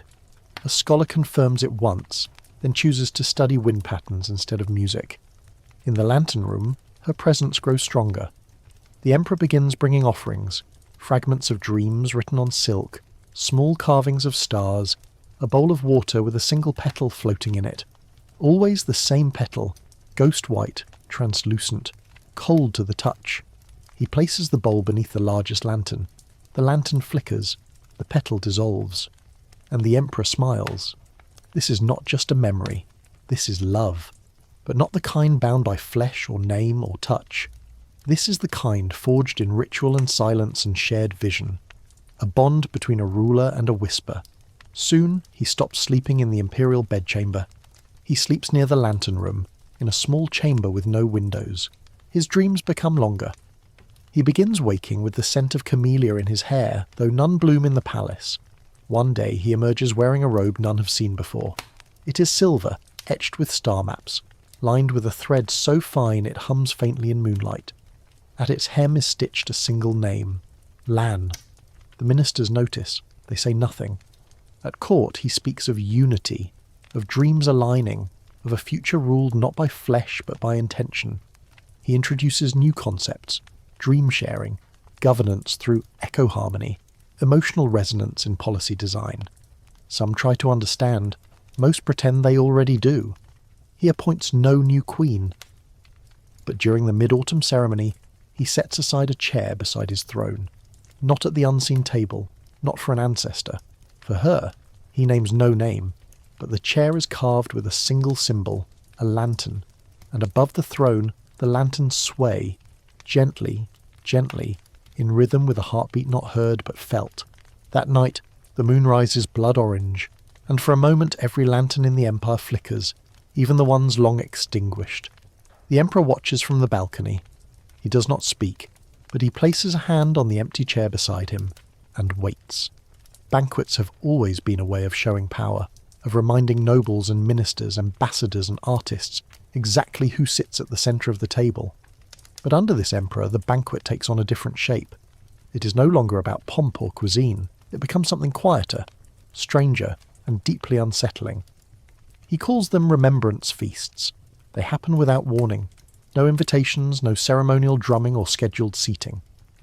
At dusk, a long table appears in one of the palace's many courtyards, its location different each time, sometimes under the flowering plum trees, other times beside the koi ponds, and once, curiously, inside the old stables, freshly scrubbed and filled with the scent of crushed mint leaves. 12 places are always set, never more, never fewer, not 12 guests, 12 places. 3 or 4 living people might be summoned, usually a mix of trusted ministers, scribes, or servants with no clear purpose. The rest of the chairs remain empty, except they don't feel empty. The table is covered in dishes that correspond to no known cuisine. Steamed lotus root carved into spiral patterns, bowls of rice with stones that glow faintly in moonlight, roasted fowl dressed with flowers that wilt only when touched. The wines are pale and bubbling. The teacups shift colour when stirred. The guests never eat. No one is told to refrain, but instinct stops them. The food feels spoken for. Instead, They sit, and the emperor speaks. But not to them. He speaks to the empty chairs. He welcomes them each by name, names none of the guests recognize, names that seem to vibrate in the throat, that echo off the marble as if the palace itself remembers them. General of the Riverbone, Lady Smoke and Lantern, Child 9 who fell. Each name is given with care, with warmth, as if greeting an old friend long missed. Then he listens, he nods, laughs softly sometimes, pauses to let others speak, even though only silence meets the ears of the living. The emperor never forces his guests to stay, yet none ever leave early. Afterward they often walk away slowly, dazed. Some cry without knowing why. One scribe composed a poem entirely in syllables from a dead language, then burned it. Another resigned, took a vow of silence, and now rings bells in the northern provinces. The court stops asking to attend the feasts. They wait to be summoned. The nobles adapt. Some begin leaving symbolic offerings at their own family tables, empty bowls, unlit candles, seats facing doorways. The practice spreads. Even in distant villages, families begin keeping a 13th bowl for those who passed but still walk. Some monks disapprove. They call it a corruption of ancestral veneration. Too personal, too direct. But the people embrace it, because those who leave offerings report quieter dreams, fewer misfortunes, a gentle hush around their households, like breath held in reverence. In time, the feasts evolve, not in form but in feeling. The emperor begins including ceremonial ash bowls, small dishes filled with pale white dust. Guests are encouraged softly to stir them with a finger. If a symbol appears, they are to remember it. Nothing more. No interpretation. No promise. Just memory. One guest draws a spiral. She returns home to find her long-lost brother at her gate. Another draws a tree with no leaves. He dies peacefully in his sleep that night. And then there are the bones. It begins with the bone dust letters, small scrolls written on parchment dusted with powdered bone. Pressed from animals no longer kept in the empire, the letters contain simple instructions. Sing beneath the eaves, or bury this coin under still water. Recipients who follow the instructions often report dreams of clarity, of ancestors weeping in gratitude, of old guilt washing away like soot. Recipients who ignore them find mirrors in their homes begin fogging, and staying fogged. One letter instructs a widow to dig at the base of her late husband's favourite tree. She uncovers a carved box containing her childhood journal, long thought burned in a house fire. The last entry is dated the day after her death, written in her own hand. Her hair turns white overnight. Still, she keeps the journal. By now, the emperor's relationship with bones becomes more pronounced. He orders a wing of the palace converted into a memory hall, lined with carvings and bone inlay, not macabre, not grotesque, beautiful, precise and quiet. Each panel depicts a different moment, not famous events, but quiet ones. A child learning to braid her hair, an old man feeding birds, a woman dropping a cup and smiling. No names, just moments. The emperor walks the memory hall often. He whispers as he goes, sometimes pausing before a particular scene as though listening. Once, a servant overhears him say, "You left too soon, but you were kind." That evening, a letter arrives at a village far to the south. It instructs them to raise the old schoolhouse again. The school had burned 50 years prior. It is rebuilt within months. In tandem with this, the court begins noticing a shift in the emperor's proclamations. More and more, they involve names, restorations of forgotten ones, reassignments of ancestral titles, corrections to bloodlines. A peasant woman is declared a duchess posthumously for the harvest she guided before the rains. A long-dead general once branded a traitor is honoured with a monument, his sentence erased. Families begin receiving imperial scrolls affirming the worth of their long-past kin. The court grows uneasy, not at the decisions, but at the ease with which the emperor accesses these histories. These names were never recorded, a historian murmurs, and yet he knows them.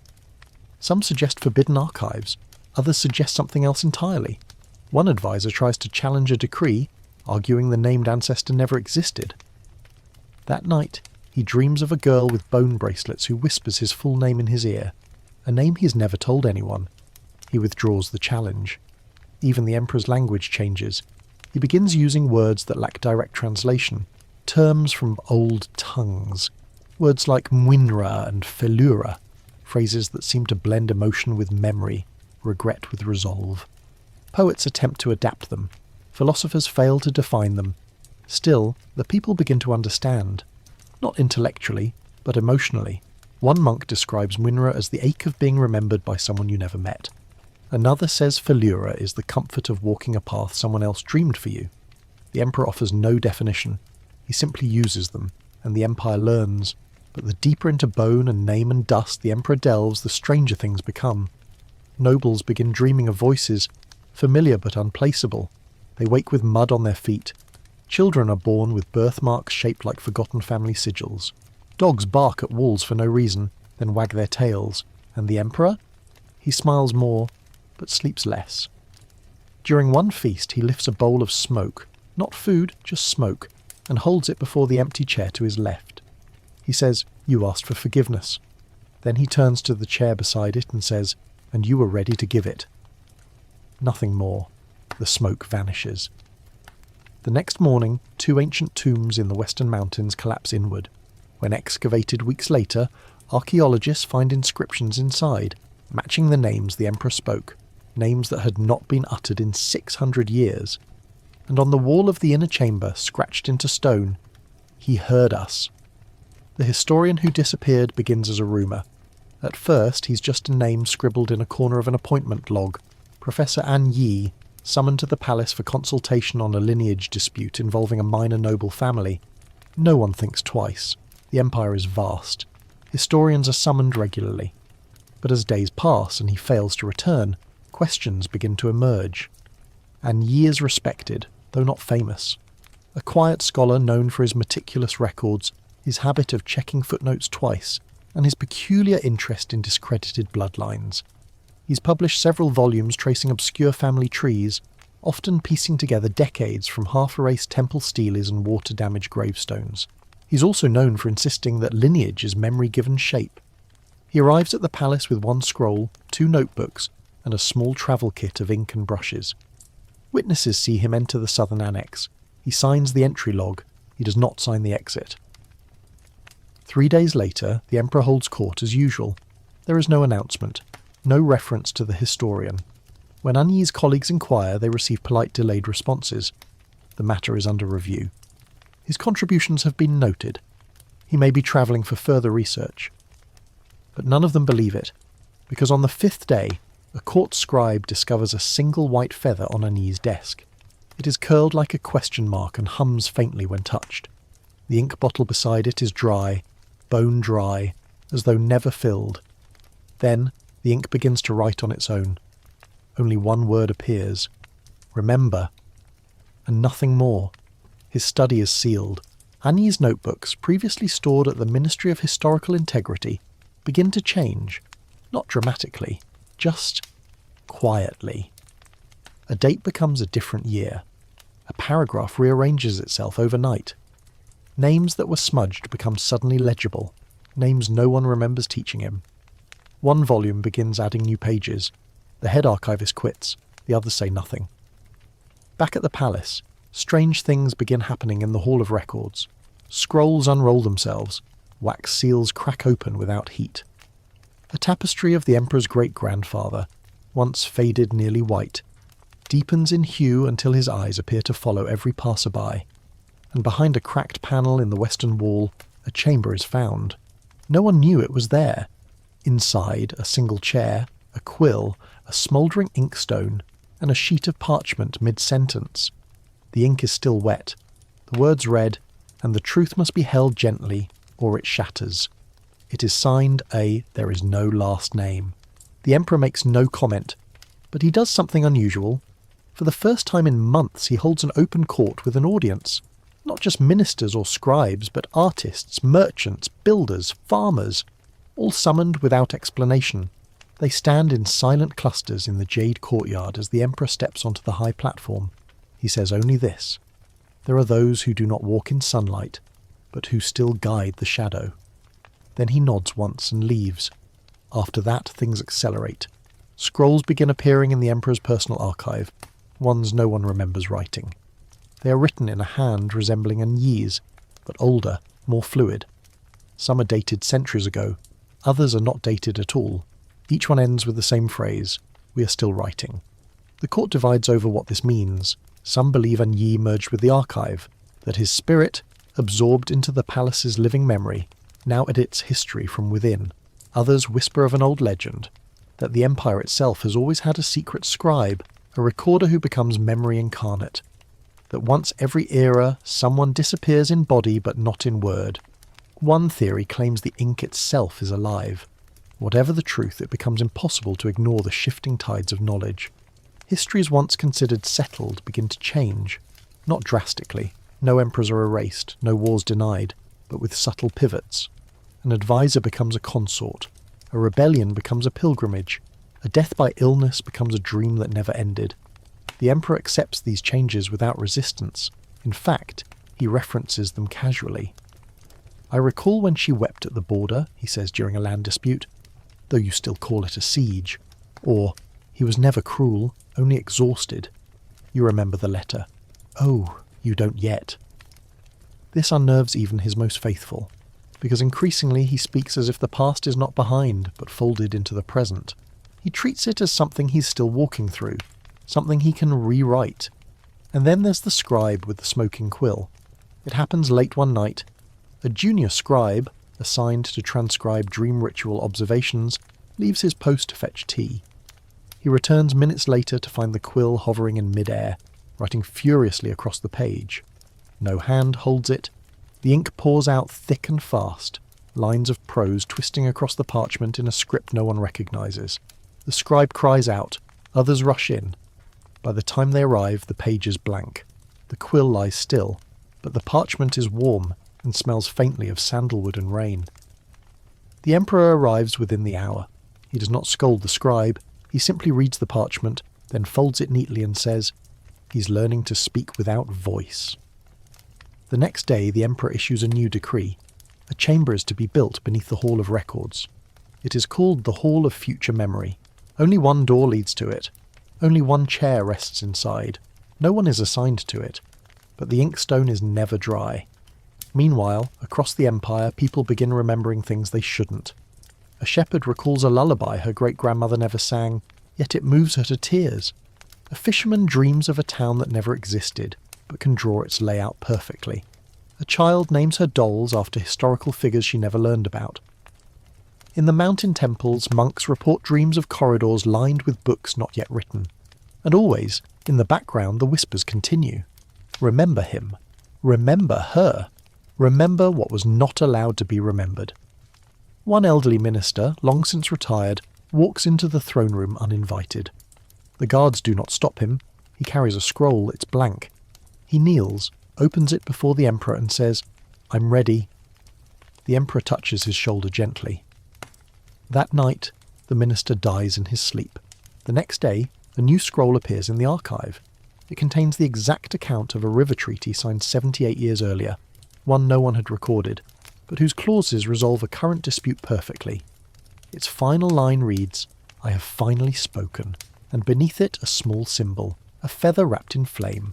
The court no longer questions, they adapt. They leave blank scrolls in doorways, uncapped inkwells beside pillows. They whisper thank yous to empty shelves. They bow to corners. And the emperor, he watches the Hall of Future Memory grow. He watches the ink flow. And he smiles. Because the historian never disappeared. He simply moved to a place where the silence could speak.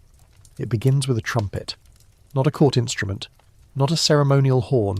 Just a single distant note. Long, low, and wavering. It echoes across the eastern hills at dawn. The sound is heard in 3 provinces, in 2 mountain monasteries, and by the sailors along the northern bay, who swear the sea went still as the note rose. No one sees who plays it. No army is visible. No enemy is reported. Yet the trumpet sounds again the next morning, and again the morning after that. By the 5th day, people start preparing for war. Villages dig trenches. Farmers bury valuables. The border garrisons quietly double their patrols. Messages fly to the capital. What should we do? Are we under threat? Is it a warning? The emperor receives the reports in silence. He reads them all in the Hall of Obsidian, seated at the unseen table. 12 chairs are set, 13 bowls are placed. In front of each, a token, a rusted coin, a strip of leather, a twig shaped like a crescent. Each one hums faintly when touched. After an hour of silence, he lifts a single scroll. It contains no orders of defence, no declarations, no battle maps, only one sentence. Let the war that never was begin. The next morning the trumpet sounds again, this time closer, and then something new happens.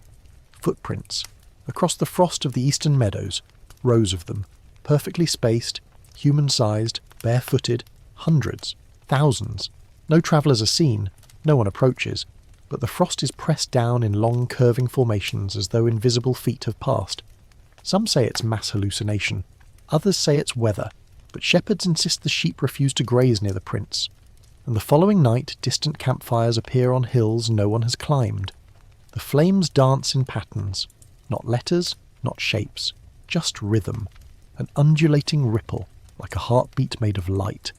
And then, on the 7th day, the Empire's banners rise without touch.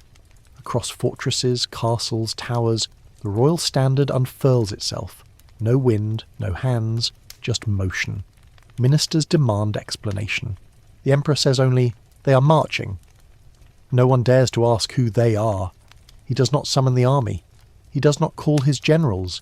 He only instructs the palace scribes to prepare a series of diplomatic documents titled Treaty of Smoke, Accord of the Ashwall, and Terms of Remembrance. The scribes ask, "With whom?" He says, "With those who do not forget how they fell." It becomes clear, too quickly, that this war is not fought in the open. There are no battles, no blood, no steel clashing on stone, and yet it unfolds. At a border village, all dogs begin barking toward the same tree at midnight for 5 nights. On the 6th, the bark turns into whines, then silence. The tree is later found to have grown an extra ring overnight. At an abandoned fortress, guards report cold drafts even on still days. One night, the armory unlocks itself. Inside, swords that had rusted for decades shine again, just for an hour. In the capital, a garden known for its peonies blooms entirely in black. The flowers remain for a week, then vanish, petals scattered by no wind. Across the Empire, people begin seeing them, not directly, just shapes, shadows that move with purpose, ripples in water without cause, voices that whisper warnings in forgotten dialects. One farmer digs a trench for drainage, only to uncover armour buried deep, unmarked, ancient, and humming with residual heat. Scholars try to name them the Ghost Army, the Unseen Host, the Legion of Echoes, but the Emperor calls them by another name. The ones who remember. He says they do not fight with swords, they fight with presence, with weight, with memory so sharp it cuts. He walks among them. On the 9th night, the Emperor dons a cloak woven of moon silver and bone thread. No one knows where it came from. It hums as he moves. He walks from the palace barefoot through the eastern gate into the woods beyond the royal grounds. He walks for hours. When he returns, frost clings to his eyebrows. His lips are blue, but his eyes are blazing. They have agreed, he says. They will protect us. From what, he does not say. The ghost army grows more visible. Now shadows linger longer. Reflections in water show soldiers not present. Children report dreams of parades, silent ones, with banners made of starlight and helmets shaped like candle flames. And then the disturbances stop. No trumpet, no footprints, just quiet. The Empire holds its breath, and one day later the enemy arrives. Not an army of men, but a storm. It begins in the northernmost peaks, an unnatural cold, winds that howl without pause, snow in summer, rivers freeze in a single night. The storm moves fast, swallowing entire valleys in silence, but it never reaches the heart of the Empire, because the ghost army is there.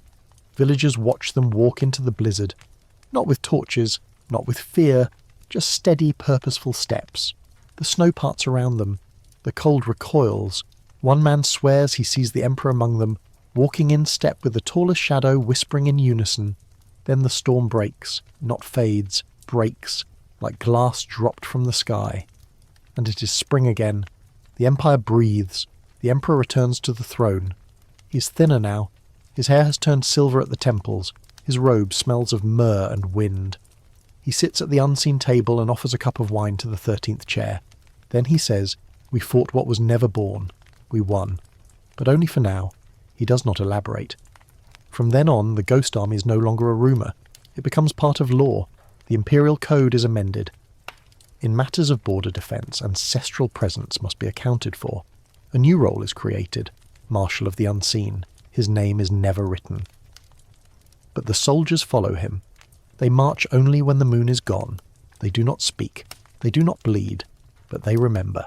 And that is enough. It begins with a scent. Orange blossoms and faint smoke drifting through the palace corridors at midnight. No one sees the source, but everyone knows what it means. She has returned. The queen who refused to die had once been the Empire's great hope. Crowned beside the Emperor during his earliest days, she was beloved. Sharp-witted, quick to laugh, endlessly curious.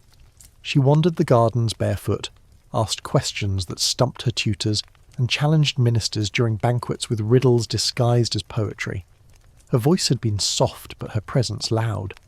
The people adored her, and then, quietly, she vanished. Officially, she died of a delicate illness. No funeral was held, no tomb erected, just silence. A chapter closed with a single final period. But the Emperor had never spoken of her again. Until now. It starts with glimpses. Servants spot a woman gliding between archways, her robes trailing smoke. Her hair flows loose, against court custom, and glows faintly in moonlight. Her eyes are black, entirely, but not hollow. More like windows that show too much. She does not speak, but she watches, always from a distance. She's first seen near the Hall of Echoes, brushing her fingers across the name-engraved walls, then by the koi pond, where fish gather unusually still, finally at the unseen table, where she appears behind the Emperor's chair and places a hand on the 13th seat. He does not flinch.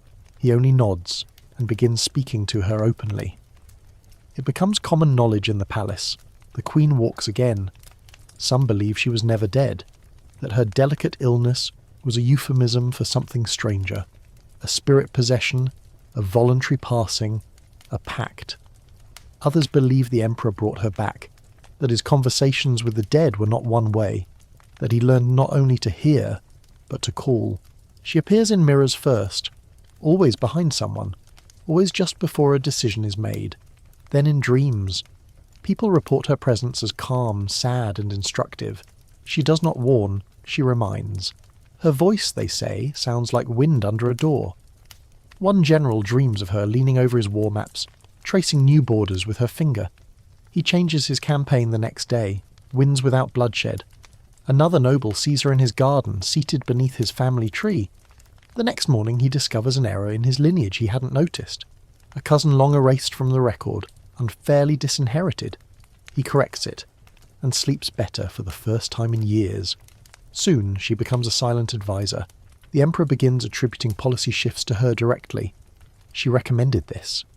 She doesn't like how the roads are paved. She thinks we've forgotten the role of music in diplomacy. No one laughs, because by now she's not just memory, she is presence.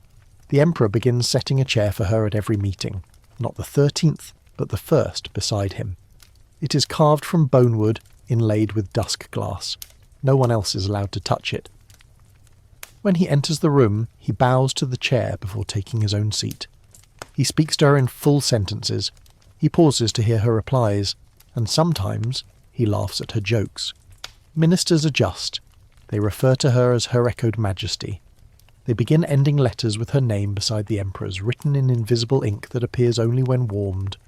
One scribe asks the Emperor gently, "How long has she been here?" He answers, "Since before the end, since the forgetting." He does not explain what was forgotten.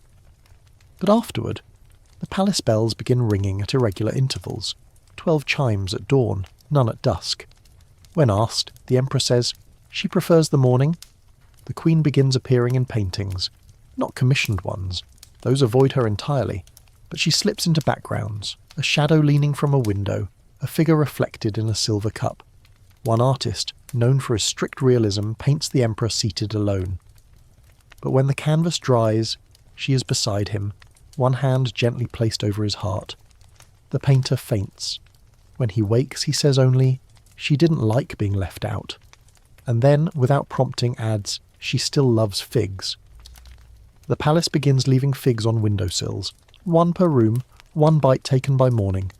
The emperor seems younger now, not in face, not in voice, but in weight. He walks with more fluidity.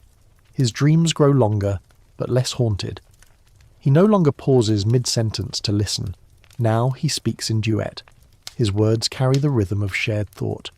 He smiles more. But there's tension too, because the queen is not just memory, she is clarity. And clarity can be dangerous. She begins correcting mistakes, silently, invisibly. Records change overnight. Names shift in royal registries. Decrees are rescinded before they are enacted. One law disappears entirely, its scroll turning blank, its title erased from archives. When asked, the emperor says, "She never signed that one." Temples begin to reorient their altars, not to new gods, but to balance. Offerings of paired items, 2 candles, 2 bowls, 2 feathers. The queen's presence inspires duality, not opposition, harmony. One monk explains, "She is the second voice that makes the chord." The unseen table adjusts. Now the 13th seat is never used. Her chair is the first. She is no longer among the dead. She is something else. During the Festival of Lights, she walks the palace openly. For one night, she is fully visible, gliding through lantern-lit halls, her robes woven from the same dusk glass as her chair. The air chills slightly around her, but not unkindly. Children reach for her. She kneels to meet their gaze. A girl places a paper lantern in her hand. It stays lit. The emperor watches from the steps. He does not cry, but he says to no one in particular, "She found her shape again." After the festival, she appears more rarely, not out of distance, but integration. She no longer needs to be seen. The emperor explains it simply. She's part of the house now. She walks in the walls, in the rhythm of steps on old stone, in the way the windows breathe. Ministers nod. They understand, or pretend to. And so the queen, who refused to die, becomes the quiet architect of the empire's memory. Not a ghost, not a legend, but a whisper with a crown. She corrects, she reminds, she loves, and above all she remains. At first glance the map seems ordinary. Laid out in the map chamber as it has been for generations, its parchment is wide and weather-worn, mounted beneath a thick sheet of glass. Every province, border and tributary is drawn with precision. Coloured inks denote regions, golden for farmlands, deep blue for river deltas, forest green for mountain ranges, each district labelled in elegant script, each city marked with a golden dot. But then something shifts. It begins slowly. A village changes name, a border inches inward. One dot fades, another grows brighter. The cartographers deny any tampering. The glass hasn't been lifted, the parchment untouched. Yet by the next morning, the map is different again. They call it the map with moving names. At first, the court blames humidity, pigment rot, tricks of the light. Experts are summoned. They study the paper, the inks, the room's airflow, even the moon phases. But none of it explains the changes. The writing changes its shape without being rewritten. The symbols move while no one watches. The emperor, when told, only smiles. She has begun teaching the land to remember itself. No one asks who she is. The ministers grow uneasy, because the changes on the map are not random. They correspond to actual events. A mountain village renamed on the map is destroyed by a landslide days later. A forgotten road, long assumed vanished, reappears on the map, and when investigated, exists paved and usable.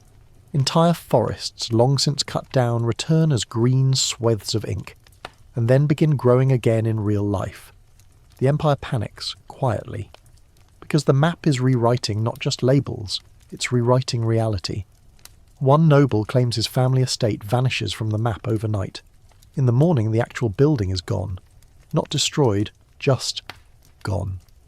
Where once stood a palace of 3 wings and 7 towers, there is now only wild grass, the outline of a gate, and birdsong. He flees the capital. The emperor issues no decree. Instead, he spends more time in the map chamber. He studies the movement closely. He speaks to it, not loudly, but gently, as one might soothe a frightened animal or coax a spirit from its shell. Servants report seeing him trace paths with his finger, then place tokens on the glass. A coin, a feather, a broken comb. Hours later, these places shift subtly on the parchment. Some receive new names, others are encircled in faint golden lines. It becomes clear that the map is no longer a tool. It is a dialogue. The Emperor explains, "We drew the Empire once. Now it draws us." The cartographers resign in waves. Those who remain begin wearing bone charms and carrying salt. Some sleep in the corners of the chamber, muttering protection chants. One starts recording the map's shifts like weather, tracking not where the land is, but where it wishes to be. A new theory emerges, that the map reflects not geography, but memory. Not what exists, but what should. What was promised. What was lost. One ancient village appears on the map where a rice field now stands. When excavated, archaeologists find pottery, fire pits and bones arranged in a spiral, evidence of a settlement wiped out during a forgotten war. The Emperor orders a monument built there, a simple plaque. "We see you now." The names on the map become more fluid. They begin speaking, not aloud, but through emotion. Each name carries a weight, an echo of feeling. A valley labelled Luwan causes visitors to weep uncontrollably. A renamed harbour, Tilash, gives dreams of ships that never returned. People begin travelling to these places as if called. Pilgrimages form. The map is no longer just geography, it is therapy, a living manuscript of reconciliation between land and those who have walked it. But not all places return gently. One evening the map darkens in its northern quadrant. A region long considered empty suddenly fills with black ink, smudged, restless, pulsing. No name appears, just a symbol, a closed eye. No one sleeps in the palace that night. The Emperor stands before the map for hours. He says nothing. Then quietly he draws a circle around the symbol and writes a word beneath it. Soon. No one asks what it means. The people adjust. They stop trusting printed maps. They begin referring to the living map, treating it as gospel. Merchants consult it before choosing routes. Priests bless it before services. Teachers instruct children to read its shifting lines with reverence. But access is limited. Only the Emperor and a chosen few may view it regularly, for its movements are no longer safe. They are sacred. And one morning, something unprecedented occurs. A city erases itself, not just on parchment, in truth. Its name fades first, then its streets, then its voices. By dusk, the place is fields again, but no one mourns, because everyone who once lived there speaks of release. They dream of the city lifting like smoke. The Emperor calls it the unmaking, a gentle undoing of a place that never wanted to be what it became. He introduces a new rite, cartographic mourning, a formal ceremony where erased places are remembered in song, no architecture rebuilt, no names reassigned, just acknowledgement. And so the Empire changes, not through conquest or law, but through cartography, through memory etched in ink that listens.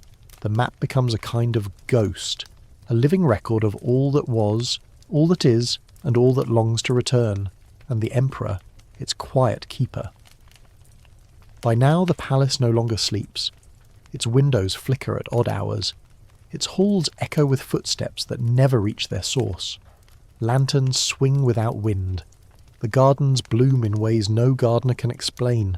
Moonflowers opening in daylight, vines spelling out patterns that match ancient dialects lost to time. And at the centre of it all, the Emperor walks.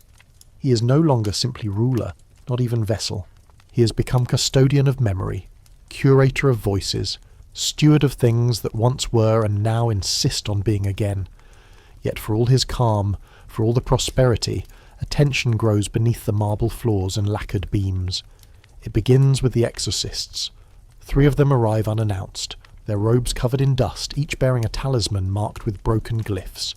They claim they were summoned, not by messenger or scroll, but by dream. One describes a staircase spiralling upward into nothing. Another sees a river flowing backward into a mouthless face. The third hears only a single word over and over, cleanse. They are permitted entry. They do not leave. 2 vanish within a week. Their rooms untouched, their beds made. Only their talismans remain, placed at the edge of the unseen table. The third is found days later in the mirror chamber, seated before the obsidian glass, eyes open, mouth closed forever. The Emperor enters. He kneels beside the body. He places a coin between the scribe's fingers, then whispers, "You tried kindness." They noticed. From that day forward, exorcism is forbidden in the capital. The fear spreads, quietly. Whispers of imbalance, of energies beyond control. Ministers dream of rooms filled with teeth. Courtiers wake with soot on their lips. A child is born with no shadow. Another speaks in fluent ancestral scripts before she's old enough to write. The Emperor continues walking. His eyes are darker now, not tired, just older. And then the assassins come. They don't wear the traditional garb. They are not part of any known sect, but their arrival is unmistakable. One disguises himself as a foreign merchant, another as a singer in the royal chorus. The third, most daring of all, joins as a low-ranked guard stationed near the lantern room. None succeed, not because they're caught, because something stops them. One is found pacing in circles, repeating, "I forgot who he is." The second flees before ever reaching the palace, intercepted by a merchant who says, "You've been seen already. There's no need to finish." The third vanishes for 3 days, only to return and beg for forgiveness, not from the Emperor, but from a tree outside the southern wall. He speaks to it like a mother. The Emperor never addresses the attempts. He simply places an extra bowl at the unseen table. Beside the bowl, a skull, not human, not animal, something else.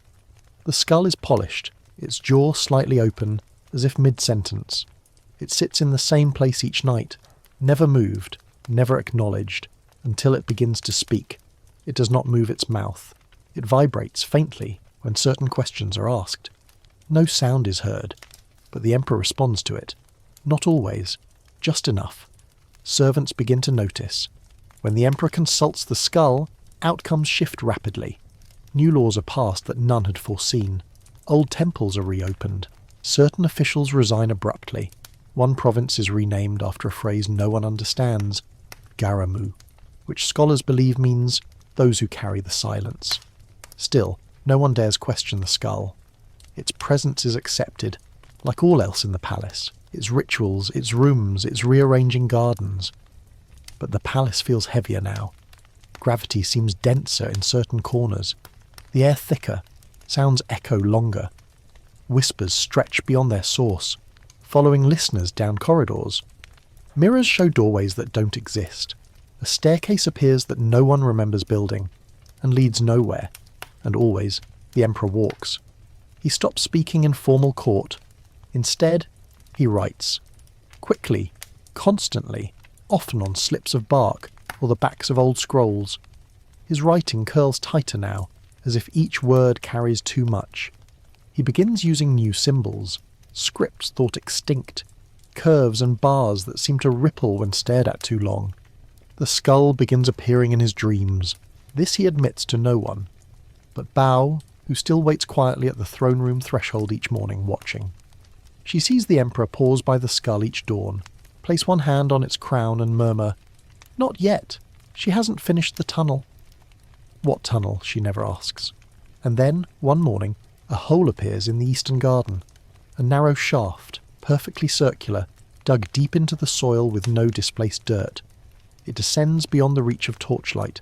No ladder, no steps, just darkness. The Emperor does not enter, but he speaks to it. Every night. He kneels at the edge, whispering down into the void. He brings offerings, memory stones, fig leaves, a string of teeth carved from resin. One morning the offerings are gone, and the skull begins humming, not audibly. But every person who stands near it describes a sensation, a vibration in their chest, a wordless song they cannot remember hearing, but weep upon recalling. It becomes clear the skull is not just a relic, it is a mouthpiece, a translator. The Emperor stops sleeping. His attendants report his eyes remaining open through the night, focused but unseeing. Still, his governance continues. Edicts arrive signed, dreams are answered, fields planted under auspicious signs. But his hands tremble more. His voice, when used, sounds doubled. A harmony with a voice that doesn't belong to him. The court avoids the topic. The people adapt. Offerings appear outside the palace. Feathers dipped in honey, nails wrapped in twine. dolls filled with salt and rice. They are left at crossroads, under bridges, beside tombs. No instructions are given. But the Empire seems to know, and in dreams they begin hearing the skull. It speaks differently to each dreamer. One child hears it as a song, a merchant, a riddle, a soldier, a sob. But always, it ends the same. Open the tunnel. The Emperor opens the tunnel, not physically, but ceremonially. He gathers the court, the people, the spirits. A great ritual is held in the garden. 12 lanterns hung, 13 bells rung. A bowl placed beside the skull, filled with oil and ash. Then the Emperor descends 3 steps toward the hole. He speaks only once. Everything we forgot is still waiting. Then turns and walks away. The tunnel remains, open, unmapped, inviting, and the skull keeps humming. There are nights that are darker than others, not because the stars are hidden or the clouds thick, but because something behind the sky forgets to breathe. The night of no moon begins quietly. No one expects it, despite all the signs, the candles that refuse to stay lit, the birds that leave the capital a day early, the small children waking with soot on their tongues and no memory of their dreams. Even the mirrors go matte, no reflection, only depthless dullness like the backs of closed eyes. And then, at sunset, the Emperor vanishes. He does not walk through a door or step into shadow or disappear mid-sentence. He simply is no longer where he was. The throne sits empty. The unseen table is untouched. The skull still hums, but it does not respond. For the first time in decades, the palace holds its breath. The corridors seem longer. Doorways lead back to where they started. A scent of iron and fig drifts through rooms that haven't opened in centuries. The guards, trained to remain expressionless, begin whispering prayers they were never taught. Their blades rattle in their sheaths, not from fear, but anticipation. And then, at midnight, the light goes out. Not the torches, not the lanterns, all light. From horizon to floor tile, the world goes dark. No moon, no stars, no reflection, not even memory. People stumble through their homes, hands outstretched. Animals howl. Rivers stop moving. Time slows, and the palace becomes silent. Utterly. No footfall, no breath. Not even the creak of beams. Those who speak are not heard. Those who cry hear only themselves. It is not death. It is void. The Emperor alone walks into it. He emerges from nowhere, barefoot and robed in smoke, and begins walking down the longest corridor in the palace, the one behind the whispering pavilion, built with no walls, only columns that stretch into shadow. No one follows, no one sees him, but every soul feels it. He walks into the void. The garden gates open, though no one moves them. The tunnel in the eastern garden glows faintly at its mouth, just enough to mark its edge, like breath on glass. The Emperor steps toward it, and the skull hums once loud and low, a note that reverberates across the floor. The 13th chair falls over, for the first time ever, and then the stars blink out, one by one. Not overhead, inside the palace. Tapestries lose their patterns, scrolls go blank, paintings fade, names vanish from tongues mid-speech. When the Emperor stands at the tunnel's edge, the palace behind him becomes still. No guards, no servants, no wind. He does not speak. He simply listens. A long silence follows, and then, from deep below, a voice. Not hers, not the Chancellor's, not the skull's. Something older, something that remembers before remembering. It asks no question. It offers no command. It only sings, and the Emperor walks forward. He does not climb. He does not lower himself. He walks as if on level ground, into a space that should not be passable, into a void that should not permit form. And then he is gone. The tunnel remains, but the glow fades. By dawn, light returns. Candles flicker, mirrors resume their shine. Footsteps echo. But no one speaks, not for hours. Then, as if awakened by unseen cue, the palace resumes, quietly, haltingly. Ministers gather in the throne room. The chair is still warm, the bowl still half filled, the skull is silent, but the mirror remains black. When they open the map chamber, they find a new name scrawled across the Empire's heart. not in any known tongue, but every reader understands it. He listens still. Outside, the river resumes its flow. Birdsong returns. The people stir. But in the silence before full dawn, something shifts. They begin to whisper his name, not as title, not as monarch, but as memory, as presence, as the one who walked into the void, not to escape, not to rule, but to hold the line between forgetting and being forgotten. And for the first time in centuries, the Empire feels truly still. Not lost, just paused. It happens in the middle of a summer afternoon. Not a stormy night, not a festival, not an eclipse. Just a regular sun-drenched hour when the light hits the polished floors of the throne room at just the right angle and casts no shadows. The new ruler sits alone, not crowned yet, not formally chosen, just there, a quiet steward of the Empire's breath. She's young, though not too young. The court doesn't know quite what to call her yet. Some whisper regent, others voice, but all agree she listens. And on this ordinary golden-lit day, the throne room whispers, not a sound, a breath perhaps, a shiver in the marble, the faintest vibration in the base of the throne, like a plucked string that never stops humming. She hears it, and she leans forward. Her fingers rest gently on the arm of the throne, where the lacquer is worn down from decades of quiet fingers tracing quiet thoughts. She closes her eyes, and the Emperor speaks, not from above, not from behind, not even through the skull that still rests in its place beside the unseen table, quiet and cold. From beneath, from the tunnel, from the place where light does not go, the voice is not like it once was. It is softer now, less human, more rhythm than speech, a tide of language and memory and shape, rolled into something that cannot be broken down. She understands, not the words, but the meaning. He does not ask her to do anything, he does not give commands, he only reminds. Reminds her of the garden's hidden room where bees once died in circles, of the fig leaf that arrived folded in her pillowcase the day she was born, of the single page in the imperial ledger with her name misspelled, only visible in moonlight. He reminds her of the mirror that blinked, of the scroll she has not yet written, of the whisper she once thought was her own mind. And then he falls silent, not vanished, just listening again. From then on she governs gently, not as a ruler, but as a hand between worlds. She speaks rarely. When she does, it is brief. Policies are drawn in ink that fades unless remembered by others.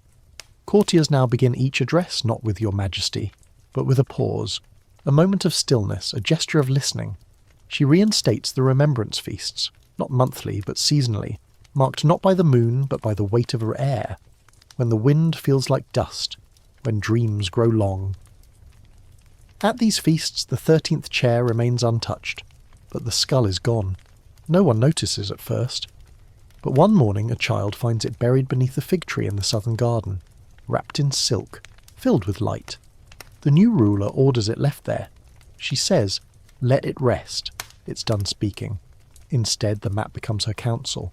Still moving, still remembering, it no longer shows threats.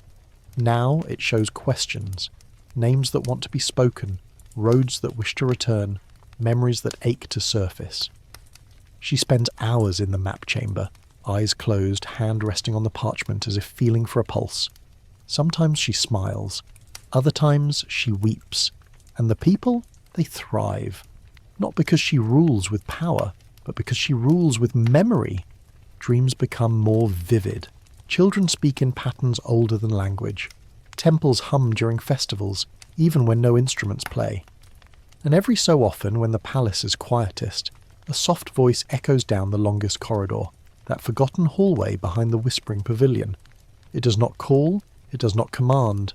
It simply says, "Still here," and everyone listens, because everyone remembers, because he never left. He only stepped back, and in his place, the echo continues. The throne remains, the lights flicker, and somewhere far beneath, in that tunnel that leads nowhere and everywhere at once, a heartbeat remains. Not human, not ghost, memory, alive. So now the night is deep and still, and the echoes have all returned to their silence. The Emperor is gone, but not lost. His steps still live in the corridors, in the map that breathes, in the fig leaves that curl under moonlight. The palace no longer fears his whispers, it welcomes them, like a lullaby from another lifetime. And you, dear listener, have followed every hallway, every hush, every glance backward that wasn't quite alone. You've sat beside the unseen table, you've heard the skull sing, you've watched shadows grow warm. Now it's time to return to your own quiet. Let the Emperor rest. Let the throne cool beneath stars that never blink. Let memory settle into your bones, soft as dust, light as breath. Close your eyes. Hear the wind moving through ancient stone. Feel the floor of the world still holding you. You are remembered. You are part of this. And tomorrow when you wake, maybe you'll hear a voice in the stillness. Maybe you'll feel the hum of something vast and gentle, watching from just outside the candle's glow. Don't be afraid, it's only him, still here, still listening.